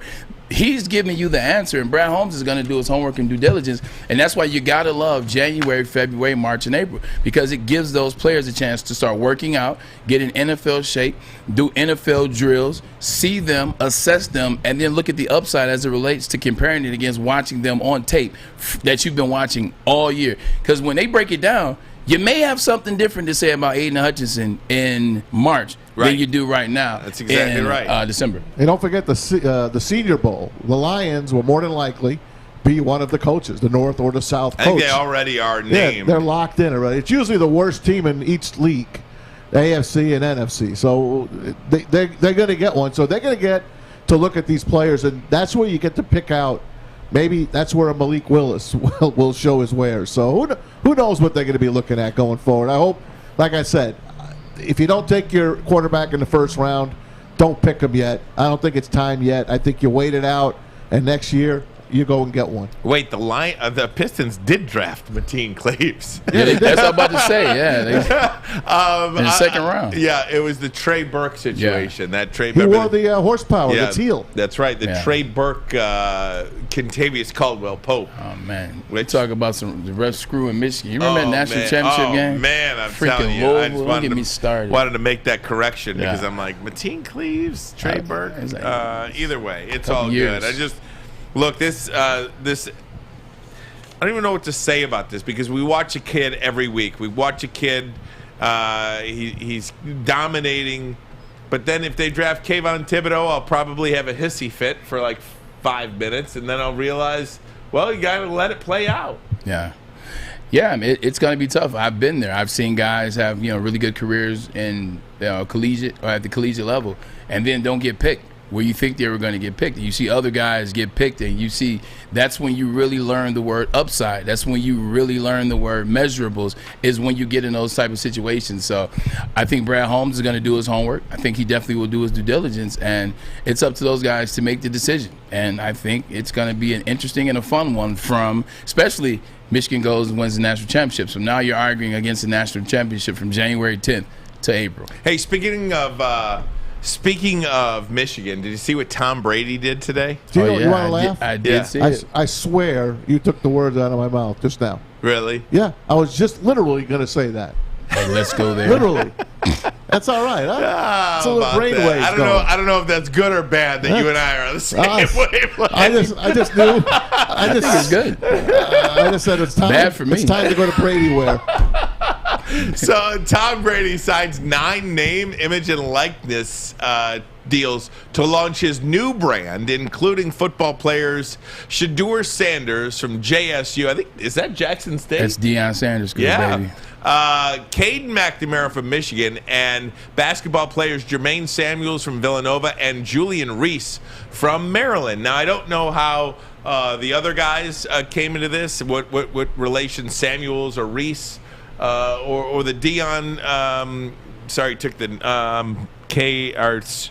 Sanders.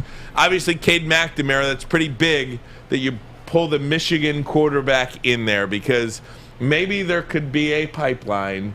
Michigan quarterback after Michigan quarterback after Michigan quarterback gets signed to a Tom Brady NIL deal.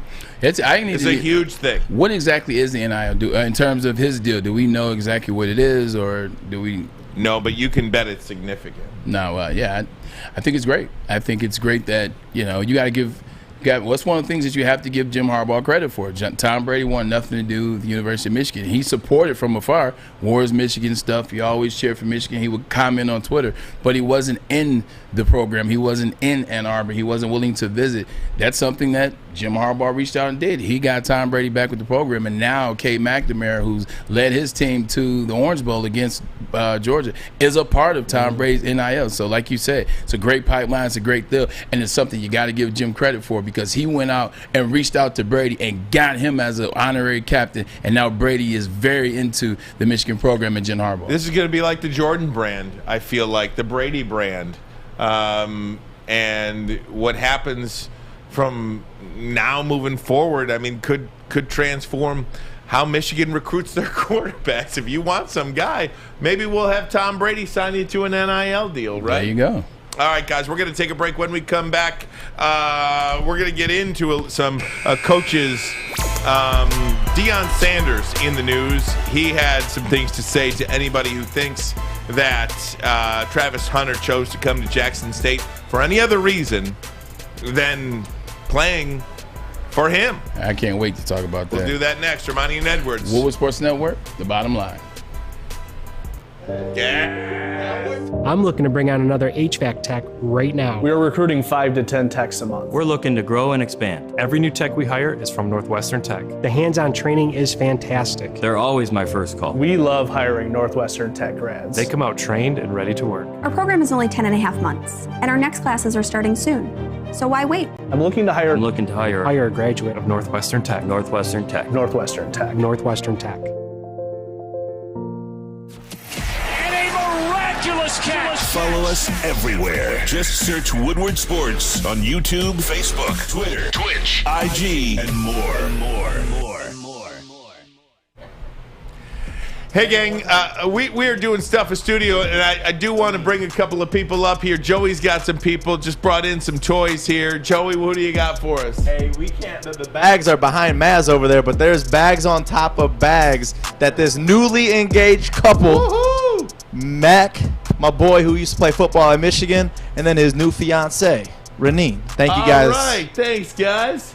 How does it feel? Why are you doing this? Man, Joey just always shows out for the community, and you gotta kind of support Joey in what he does, and that's kind of what Reneen was trying to do. She said, I want to give back to the community somehow, and I said, we helped out last year, why not 2 years in a row? Awesome. Well, we certainly appreciate the donation. It's going to a great cause, and we had Luanne Thomas Ewald on earlier today just to talk about the importance of this drive now because of COVID. They can't do group play in these hospitals anymore, so toys are actually going into the room because the kids can't come out. So now more than ever, it is so important to give. Thank you guys so much. We really appreciate it. Congratulations on the engagement. Yes, congrats. Oh, man.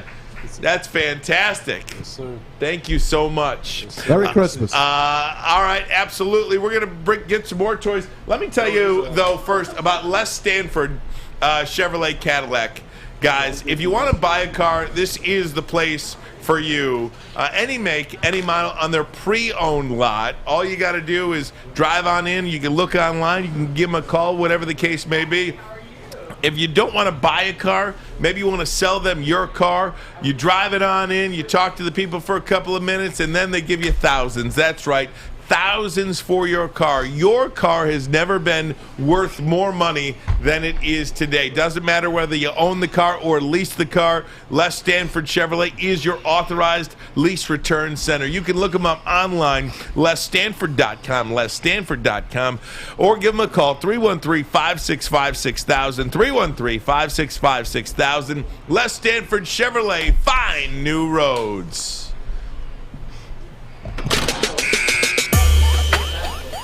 What's that, Maz? I said you're a battler. That's right. Braylon, we've got some guests in studio. Special guests, man. Mom. Charles. Dad, Mom, you guys come on up. Come on up. She's like, no. God. He's like, no, man. Y'all knew. Hey, you guys knew what time it was. Yeah. You got him the mic. You gave him the mic. Come on up. Who's got a mic, Joey? Come on up, guys. Right. Absolutely. Thank you. Charles, how you doing, man? Introducing my mother, Melissa, and my stepfather, Charles. All right. Came in. Go ahead and talk, man. Why'd you guys come in today? Oh, definitely to support the kids at Mott's. There you go. You know, and to support the big kid here. So Never too old to be a kid. To give Christmas happiness. Appreciate that. Thank you. Well, absolutely. Merry Christmas to everybody. Happy to be here. Love the show. Love what Braylon's doing, and Ryan and Maz. You know, I would watch you guys anyway if I didn't know you. Hey, what kind of toys did he play with? Oh, that's right. What kind of toys did he play with growing up? Oh, man. Teddy Ruxpin. Teddy Ruxpin. Are you guys through? Are you guys through? So the show is great. In-depth analysis. I just love the show. Thank you so much, Charles. Thank you so much. That blue slide was the one, though. The blue slide. Little Tights blue slide. I think I played with that thing from 1 till about 20. Nah, man, I appreciate you guys. There's no more room over here, man. There's no more room. Man's is going to be piled in. That's right. I'm suffocating in toys. Absolutely. Love you guys. Thank you guys so much. We love you. And thanks for all your support. Man. Hey, Joey, show them around studio. Yeah. Appreciate it. Yeah. I told you it's nice here. Careful, Mom. We're on air, too. I love that we're having side Don't trip over all the toys there, Charles. Mom. Oh, man, this is great, man. Braylon, how great is this, though, huh? I mean, isn't this what this season is all about? Yeah, no, it is. 'Tis the season, man, to give. 'Tis the season to be there for others in need. And right now, My Children's Hospital is the individuals and the program that we're reaching out that's in need. So it's great to be able to do this. Not only does it put a smile on your face, it puts you in the holiday cheer. I think it brings you closer to your family. Yeah. Hey, we got Nicole here, too. Yeah. Hall Financial. Hey, Hall Financial. There we go. Come on up. Come on in. You might as well just keep the mic up here now. I know, right? We just need the mic up here. There you go. Oh We got my Hall in. gosh! Look I'm at bearing gifts. Nicole. Oh, is that right? Hi. Hey. Oh my you. This is Hi, my gosh! photo. What's going on, Nicole from Hall Financial. Oh my gosh! We're Stick. Oh yeah. Stick is Who in the back. knows? And he might be out there. Can you hear me? Nicole, how's it You going? guys, How great is this, huh? is freaking amazing. We have this on in the office all day. Oh man, you guys are the And best, man. You guys like are such every great hour, supporters. Like, oh my God, there's more toys. Oh my God, this Yeah. is like what you guys are doing is amazing, and everybody at Hall Financial is super proud to be partnered with you, not just for this, but for who you all are and what you do. That's and awesome. And we thank we you. feel the same. No, we do. Okay, cool. Yeah. Okay, good. We feel the same. And I was just telling Braylon's parents, we had Luanne Thomas Ewald on, the COO of Mott Children's Hospital, and one of the things that she said that you don't really think about is now these kids, they used to go to Isolation, rooms. man. They used to go to different rooms to go play together. They were in the hospital together, but because of COVID, they can't. So the toys, there are no toy rooms. Right. They have to put the toys in the rooms, and once the toys are in the rooms, they can't go to another room. So the need for toys is so dire right now, and that's why I think now more than ever, drives like this are important. Well, and on behalf of Cara the Kid Venditelli, that you guys Yep. know, myself and all of Hall Financial, we brought toys for your cause, and we bought a lot of like art supplies and things for the older kids too. That is awesome. Yeah. That's exactly what she said the need was. So Right. there's so many toys for kids 10 and under, not so much the teenagers and up, and things that will keep them busy. Well, awesome. You guys, You guys rock. Nicole, This is so we really great. appreciate it. You know We you're my appreciate homie. you. We still got to get the handshake. I had a dream that that Braylon and I had a handshake. Yes. Like we had this handshake. I don't remember what it was. So we're working on this handshake. You have to work on this. I Next got time this. see I'm you. working. I'm working Okay. on this handshake. All right. I got it covered. I promise I won't let you down. Okay, good. And we Thank love, you guys. we Thank you. love Thank you all. Hall our Financial, friends buddy. at Hall Financial. And we love you. Yes, Thank you sir. guys. Gosh. Appreciate you, Nicole. Absolutely. I might leave this up for the rest of the show, though. Yeah, I'm rocking with it. I think I'm rocking the reindeer. I'm leaving mine on. And I think that's something interesting that Nicole said is like all the sponsors that we work with, they're all great people.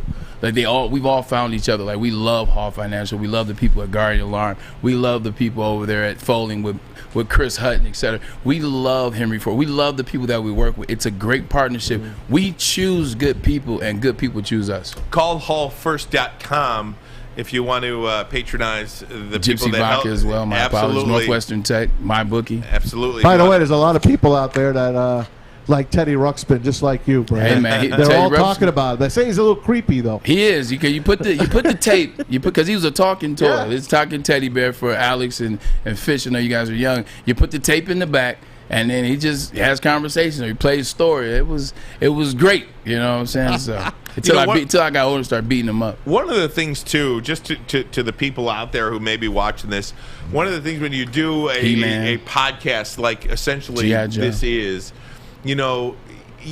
if you could patronize the people that support us, that's how we keep going. Yeah. You know what I mean? That's really how this works. This is not the most traditional television, radio, where the people buy the time. And if you patronize the people that help us, you see their names on the bottom line when you're watching there. They believe in us. They believe in us. They help keep the lights on. And in return, we ask our listeners, if you need an alarm, you go to Guardian Alarm. If you need a Chevy, If you need a Go to Chevy, you go Les see Stanford. Les Stanford Chevrolet. if you need a vodka, you have a You go little, to you have a Gypsy. little gypsy. And you need a mortgage, you call hallfirst.com. Absolutely. You I know do what I that mean? anyway. Things like that. So And if you need people to stay out, you call Guardian You call Alarm. That's Guardian. what I said. Stay out!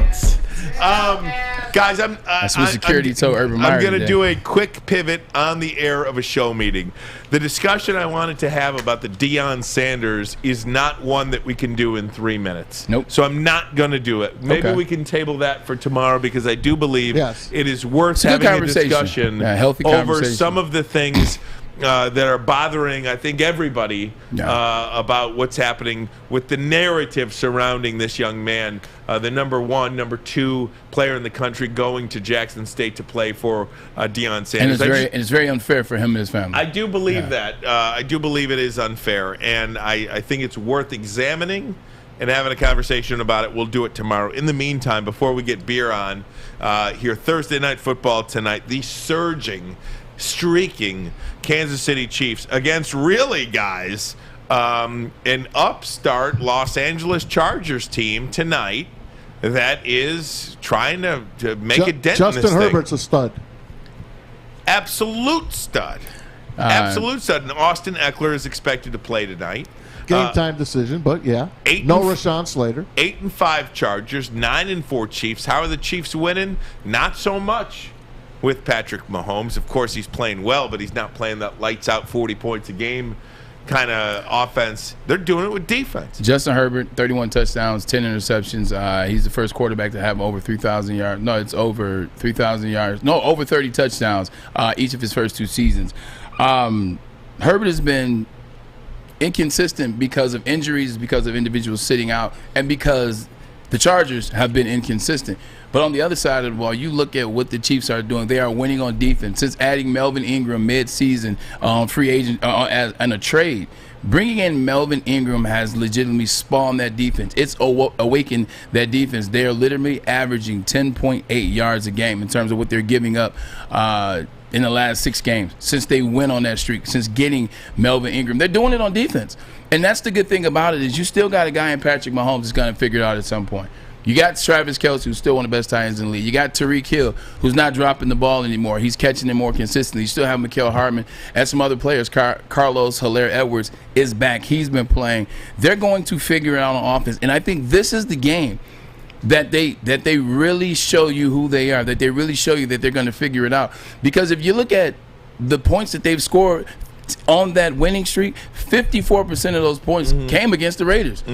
So you can throw that out. But this is a game in which you have a Justin Herbert who got a big win last week in Cincinnati on the road. You're coming into this game. You're playing against a good team that is back, that is in full effect with the exception of Slater on the offensive line. This is a time to put up or shut up. This is a time for you to see, hey, you're making $509 million over the next 10 years. Let us see it. Let you figure it out. Tired of giving you the excuses that you don't have a running game. Tired of giving you excuses that you didn't have offensive line. We need to see the Patrick Mahomes figure it out, and I think tonight could be the game that he gets it done. Without question. Guys, we're going to bring him in next. He's still in the MVP hunt. And just throwing that out there. And still unbeaten on Thursday nights. Chris Prince, the beer man, going to join us next. By the way, Kenneth Walker, out. He is declared for the NFL draft. Yep. Now, if I'm the Peach Bowl, I'm pissed. Pay him. I agree. No, I agree. But I'm saying now it would be to what Maz was talking about. Edwards and Ermanni. It's the bottom line. Hey. I'm Kay Cunningham. Working with Hall Financial to purchase my first home was easier than I could have ever imagined. They treated me like family from start to finish. Find out for yourself at callhallfirst.com.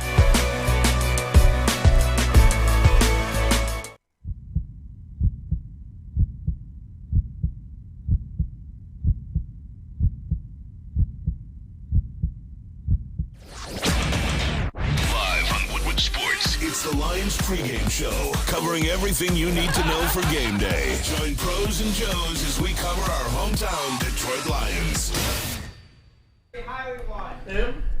Right now, this is the best stuff on the market. Talking about Gypsy Vodka, man, it's gluten free. How about we start there, Ryan? Let's start with them being gluten free, and then let's get to the fact that it is corn distilled 6 times with artesian spring water. Man, could you do it any healthier? If you were trying, could you do it any healthier? No. Also, by them being so good, you know how they got so good? Do you know how they got so good? How'd they get so good, Braylon? That's because Adam and Mike took their time with the product. 50 different formulas were created to figure out which one was the one. Which one was going to be the one that they were going to put out to the mass. Which one was going to be the one that they said, this is us. This is what we want to represent us. And by God, it is a great product. Gypsy Vodka is a great product. Go into your local and neighborhood liquor stores. Ask for Gypsy Vodka because they do have it. And if you're going to drink responsibly. Always. Guys, we're gonna have to talk about that tomorrow. And Kenneth Walker skipping the Peach Bowl, foregoing his remaining eligibility, and will been dealing with a nicked up ankle since the Ohio State game. That's the talk around East Lansing. He's a top 3 back right now. Top 2 back. However, whatever you want to look at. Him and Brees. Yeah. I wouldn't play either. Yeah, I told you that I was like I wouldn't play.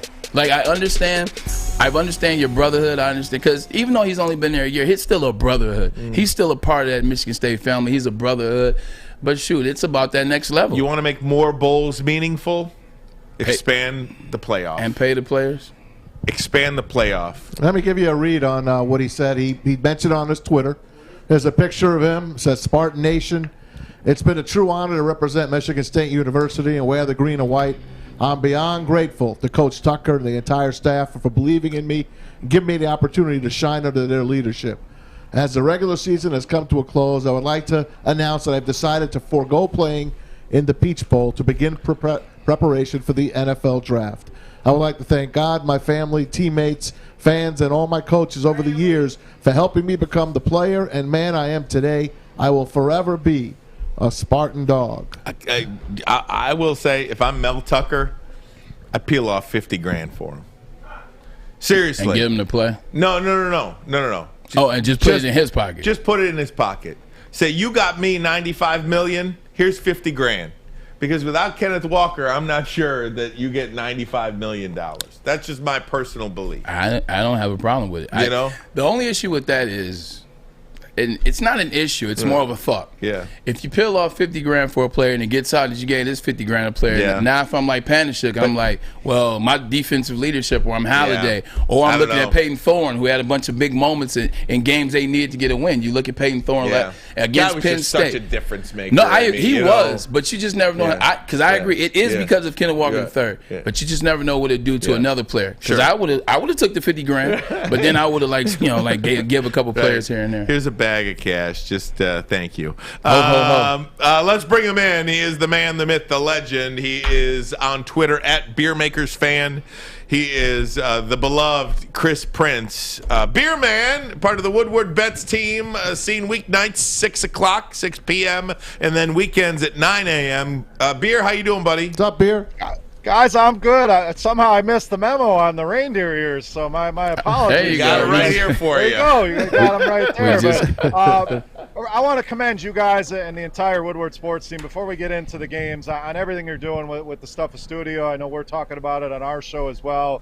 Scott was in there the other day donating some toys, but what an amazing cause. So I want to say thank you to you guys for spearheading this with the platform that we have. I mean, every kid deserves a Christmas. So love to see this. Love to see the toys piling up there, guys. So great work on this to you and the rest of the team there at the network. Really appreciate it. I thought when you first were saying you want to give credit, I thought you were going to give me credit for being 7-2 last week and then 9-2 the week before. Meanwhile, Lamar Jackson is the reason why I wasn't 8-1. But hey, what you said was great too. I told you.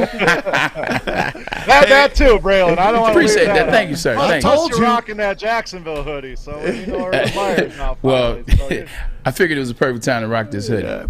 Hey, Beer, let's get there. I mean, I'm telling you, 5-0 since you started making picks here on Thursday Night Football for us a little over a month ago, and so many people tuned in to see what you have to say about this one. I'm seeing Kansas City with a 3-point favorite against the surging Los Angeles Chargers. How do you see this one, and what is your pick?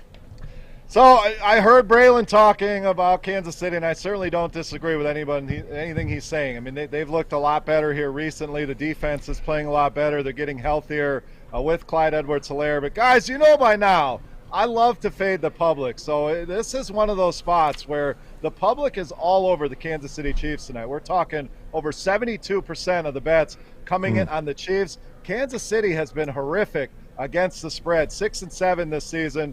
4-6 in their last 10 against the number on the road. Meanwhile, the Chargers have covered each of their last 3 against this Kansas City team and have covered 4 of their last 5 as underdogs. So I hate to go against Braylon. The guy's red hot. I mean, 8-1, 9-2. Those are. He may be taking Scott's spot here soon on Woodward Bets. But Scotty. I'm going to fade the public once again here tonight, guys. And maybe it's the wrong move. Maybe the Chiefs come out and blitz the Chargers here. But I also like how the Chargers are playing right now. Justin Herbert playing at a high level. You get Keenan Allen back in that lineup. Austin Eckler expected to play here as well. Big spot here for the Chargers at home. I'm going to take the points in this one tonight, guys, with the Chargers. I actually don't disagree with anything you said, and then you're the one that owns Thursday Night Football, so I technically shouldn't agree with you. I just am waiting for that moment. I think I'm trying to double down on Chiefs being my Super Bowl pick. Actually, when we started the season, Ryan and I both picked Chiefs and Bucks. He picked Bucks, I picked Chiefs. I'm doubling down on it. I think it's time. Yeah, I think, and Ryan said something when the season started. He talked about Michigan. If not now, then when? Talking about it's time. You're waiting for Michigan to beat Ohio State. It's time. It's time for Mahomes to start earning that paycheck that he received 2 years ago again. And I think you're going to see that. I think this is the perfect moment for him to get out of that shell. And that's kind of the only reason I'm going against you. I'm trying to double down. I'm trying to will my homeboy to get out there and do something. So I'm not going against you. I'm just going against you technically. And again, Beer, you're talking about a divisional, home dog. I mean, traditionally, very favorable with the number. Yeah, for sure. And Braylon, I don't disagree. This one, it took a lot to even say the Chargers here. I mean, I could certainly see the Chiefs coming in and dominating this game. But what the Chargers do, they're very good at limiting the big play. If they can keep Tyreek Hill within wraps, allow Kelsey that underneath stuff. Now, the ground game has been another concern for this Chargers defense. But if they can limit that, and that's a lot of ifs, I certainly understand that. I just love to fade the public here. So I'm going to do that here with the Chargers. I don't disagree with the Chiefs play. This was the toughest Thursday night call that we've had so far on this segment. So hopefully we can keep rolling that record up. But this should be a fun game to watch nonetheless. Hey, Beer, how about taking us to Sunday and our Lions and the Cardinals. Cardinals coming in, double-digit favorite. No DeAndre Hopkins. He's out. Why are you throwing that at me, Alex? Nonetheless, take us to that game. Who do you like in that game? They're throwing a flag on the play here, man. Yeah, you see that? The Lions. So he's just mad about Kenneth Walker. Who's playing with all the toys there? That's Mr. Potato Head. Them toys out. There we go. So, Maz, we talked about the Lions and their ability to cover spreads. I think they do it here again this week. Now, the loss of Hockenson certainly is not going to help things. We'll see if they're able to get some of these running backs here. But Arizona without DeAndre Hopkins and have the tendency to play down to their competition some. I know they've been very good on the road. I believe they're undefeated on the road here. But I think the Lions will compete in this game. So always tough putting money on the Lions. I certainly understand that. But a very good record against the number. I think they do it once again here this week. So I'll take the home team and the points here, Mass, this week with the Lions. Hey, Beer, how do you approach COVID? I mean, you look at the Browns, for instance. They got 21 guys out. COVID going wild in the NFL. I mean, you can't, even if you like a number, can you really play it today for Sunday? Because you don't know who's going to be in that game. Yeah, it gets tough. We like to talk about finding those early numbers that we like on the show. We talk about it generally on Tuesday. There's a lot of times the lines are a little bit off from what you think they would be. Right now, though, that makes it very difficult to find those edges, like you said. So it's sitting back and absorbing as much news as you can. Who's going to be thin? It was a perfect storm last week with the Lions missing so many players. Then you go to Denver in the altitude. So them going to be down a bunch of players. Their depth was going to be a concern. It became a much easier play on the Denver side of things with that news. So if a team's going to be down a lot of players, the line doesn't move as much as you think it should, then you can pounce. But as far as early bets, really tough to do any of that right now with the way COVID's kind of running rapid. 4-game slate in the NBA tonight. You like anything? I will say, I believe one of your best bets last night was the Milwaukee Bucks. It was getting 1 or 2, and they ended up winning by 15. So kudos to you on that. Thank you, sir. Yep, money line play there with the Bucks. So for tonight, just 4 games on the docket. I'm going to leave the Pistons alone. No Jeremy Grant. I don't know if they're going to be able to compete there with Indiana, but Pacers coming off a back-to-back. I'll pass on that one. I like the Knicks tonight in Houston. We saw Houston really struggle last night. Cleveland probably could have won by about 60. They're missing so many pieces there. Christian Wood likely not going to play tonight. No Kevin Porter Jr. We know Jalen Green, the star rookie, is out. They are devoid of talent, of scoring, of playmakers. So I think the Knicks at just -5 are able to control this game. So Knicks for me tonight, best bet in the NBA. Beer, go back to let's go Saturday for that doubleheader. You got the Raiders and the Browns. The over-under's 38.5. You don't know if Case Keenum's quarterback or Baker Mayfield. You don't know who's coaching them. The Raiders are a mess. Who's coaching them? Who do you like in that game? And then the Pats and Colts is a pretty good night game. If we could get Braylon to suit up again for the Browns, they may need him here this week. So I'm in. That one's going to be tough. I don't know who's playing on either side. We saw Kareem Hunt announced out, but COVID, guys out, guys in. So I like Cleveland as of now in that game, Maz. As far as the nightcap, that's going to be a great game. New England and Indianapolis, Patriots playing at a high level, Colts coming off a bye. I like Indy at home in that one to win the game. So if you can find a money line that's worth it there with the Colts, I think this is a spot that they can slow down this New England team. Give me the Colts on Saturday night. Love the Colts. The Great Beer Man on Twitter at BeerMakersFan, and you can watch him, Chris Prince, him and Scotty G. Woodward Bets, weeknight, 6 o'clock here on Woodward Sports Network, weekends at 9 a.m., and all day, every day on YouTube And if you just want to go back.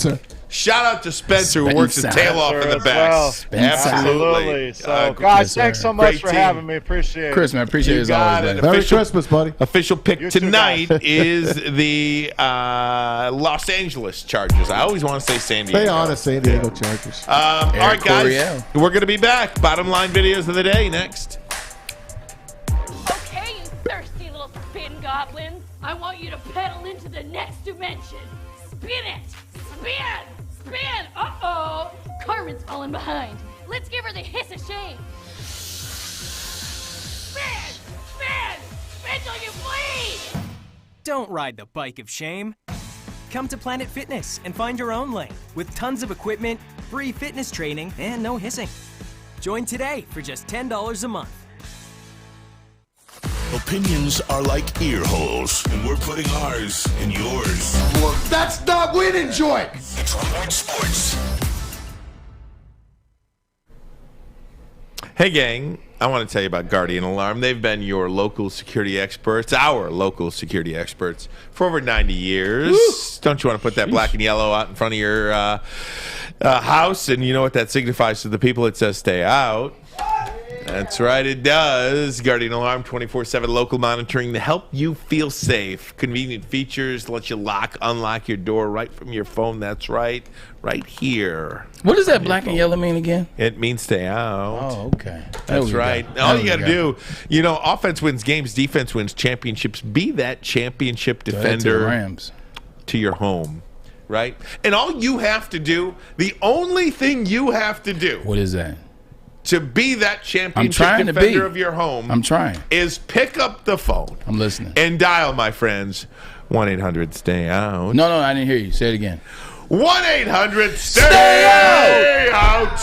Stay out. 1-800-STAY-OUT. Stay out. Get of out my of here. House. Stay It's out. little Billy Ocean for you right there. It's little Get Billy Ocean. out. Stay out of my house. Find new roads. And off my porch. Les Stanford Chevrolet, Gypsy Vodka, Hall Financial. Promo code Woodward. Gassed.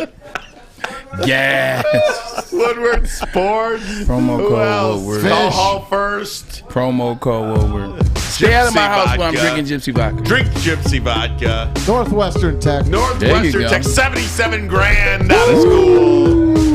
I'll be using some of that AC today. Bring a toy, stuff a studio.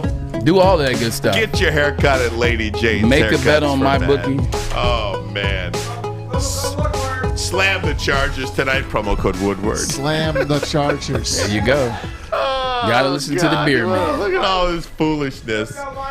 Must be 350. I gotta stand up for Must this. be 350. This is tomfoolery. Speaking of tomfoolery, Tom Mazawey here with the bottom line videos of the day. Transition. Our top story today, of course, Urban Meyer, right? Urban Meyer being fired by the Jacksonville Jags. Uncle Herb is chilling out, making all those millions from Shad Khan. Remember back in 2020, he's doing an interview. I think it was the Big Ten Network, if I'm not mistaken.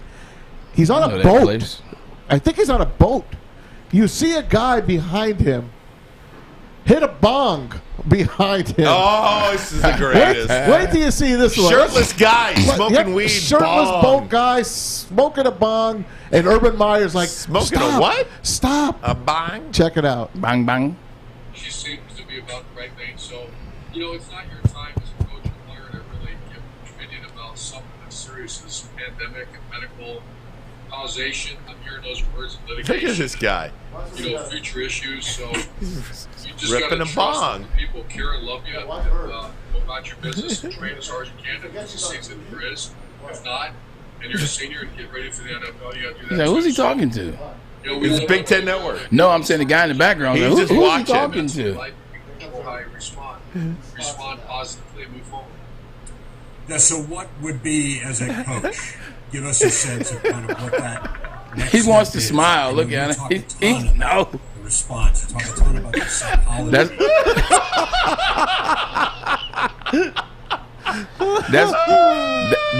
That's when your friend is beyond that level, and now he can't comprehend you. He's like, oh God! I guarantee you, his friend was. I have a friend that gets like that sometimes. I guarantee you, his friend was imitating him. Everything he was doing, his friend was. He was doing it. Urban was so pissed. He almost cracked a smile. Urban was on he was probably on his own yacht, right? That is He almost so smiled. awesome. That was great. Oh God, I love that. I thought you would like that. That was fun. The rest are basketball. This is a basketball day. Last night, I don't like him, but you got to take your hat off to LeBron James. Look how high this son of a gun can jump. 37 years old in 2 weeks. Look at this. That's a good Are you Let kidding? me tell you about this guy, okay? 37 Look at years old in 2 weeks. Play the audio. That's just ridiculous. That a 30, what is he? Mike? That ball hadn't started going down yet. That's at the top of the He could square. jump like that. And not just 37. That's at the top of the square. That's insane. Let me tell you something about LeBron James, okay? I watched that Lakers game last night. This dude is amazing. Yeah. His first step It's is still ridiculous. Gonna beat 99% of the NBA. 99%. Definitely 85. His first step and a half, you mean? Get out of here with Traveling. that. Look, you may not like him, but you better not disrespect his game. No. Period. If he plays by the rules. Not in front of it's me. fine. Yeah, they don't play that anymore. The referees, they haven't called anything all season. I know. They Like, just let him do what he wants. No. Play hopscotch. No. The referees have been on it this year. They haven't been allowing that extra step, the crab dribble. They haven't been allowing guys like. Just look at the scoring point totals. Like with the exception of KD and Steph, everybody's just way down because the NFL. I mean, the NBA refs, they aren't going for the BS this year. They actually have been Good for calling. them. They've been calling a I'm really glad legit to say NBA. that. Yeah, That's they've good been to calling hear. good NBA. What do you got here, Maz? Let's go to J.R. Smith, a young J.R. Smith. Take you back to this day in sports, 2006, at right the Mecca, between the eyes. Madison Square Garden. It is the Nuggets and the Knicks. Yes. The steal. There goes JR. Look out. Oh, that's a tough foul. Marty Collins. Careful. No. What's Robinson doing? Nate Robinson. I don't know what. We got a bad incident here. Players try to fight. Doing? I don't know why NBA players try to fight. This is embarrassing. This is an ugly And you get players This like keeps going. Watch Carmelo do this thing where he's gonna throw a punch and then run Is away. that Allen essentially. Houston? Nate Robinson now Hello. Allen Houston, one of the most underrated. Look at that. You saw Melo throw the punch. Now There he look where goes. Melo goes. Now look where Melo goes. The longest backup ever. He's still backing up, by the way.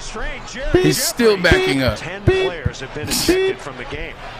Melo threw that punch at the dotted line on the other side. He backed all the way up to the opposite baseline. They threw Dick they threw the 10 players that were on the court out. Yeah. They threw all 10 players out of that game. Let me continue. Last one of the day. It's more. Oh, shout out Smith. to J.R. Smith, 4.0 in his first semester Yes, in I saw college. that. Shout out to That J.R. was Smith. really good. This was 4 years after that brawl. J.R. Smith. You just hit me in the head, Alex. J.R. Smith jumped up. Never mind. Kevin Harlan with the call. Check it out. How it's affecting Tony Parker. Oh! Get out. Stay out. Ride 'em, Cowboy! What a play! Ride 'em, Cowboy. Kevin Harlan. What'd he say? With the Ride 'em, time running Cowboy. down, just took flight. Dude, there was a guy the other night that dunked on 3 players. I forget his name. Yeah, that was It amazing. was a no-name guy. At least I never heard of him. I'm with you. That dude from Golden State has been catching some bodies too. Tuscan or whatever his name is from Golden State. He's been catching a lot of bodies. That's right.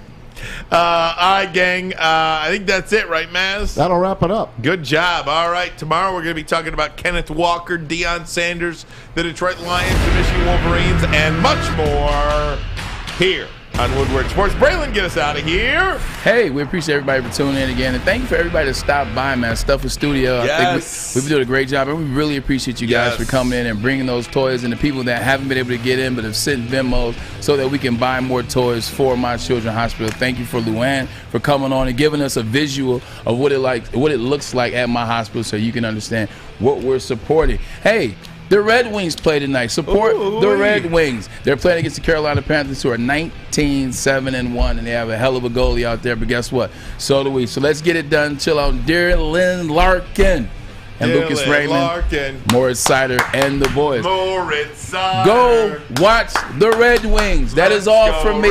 Watch the Red Wings. Pistons Pacers. Let's go. Oh, and Pistons Pacers. My apology. My apology. Hurricanes. Edwards.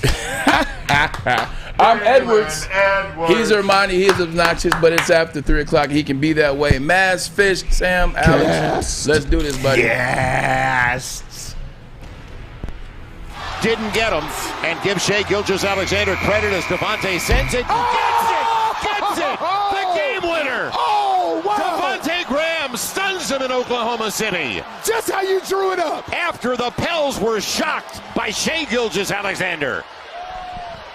Incredible. Point line is incredibly efficient. Right. This is a heck of a shot. That is a heck of a shot. He's 65 feet away. Da-da-da, da-da-da.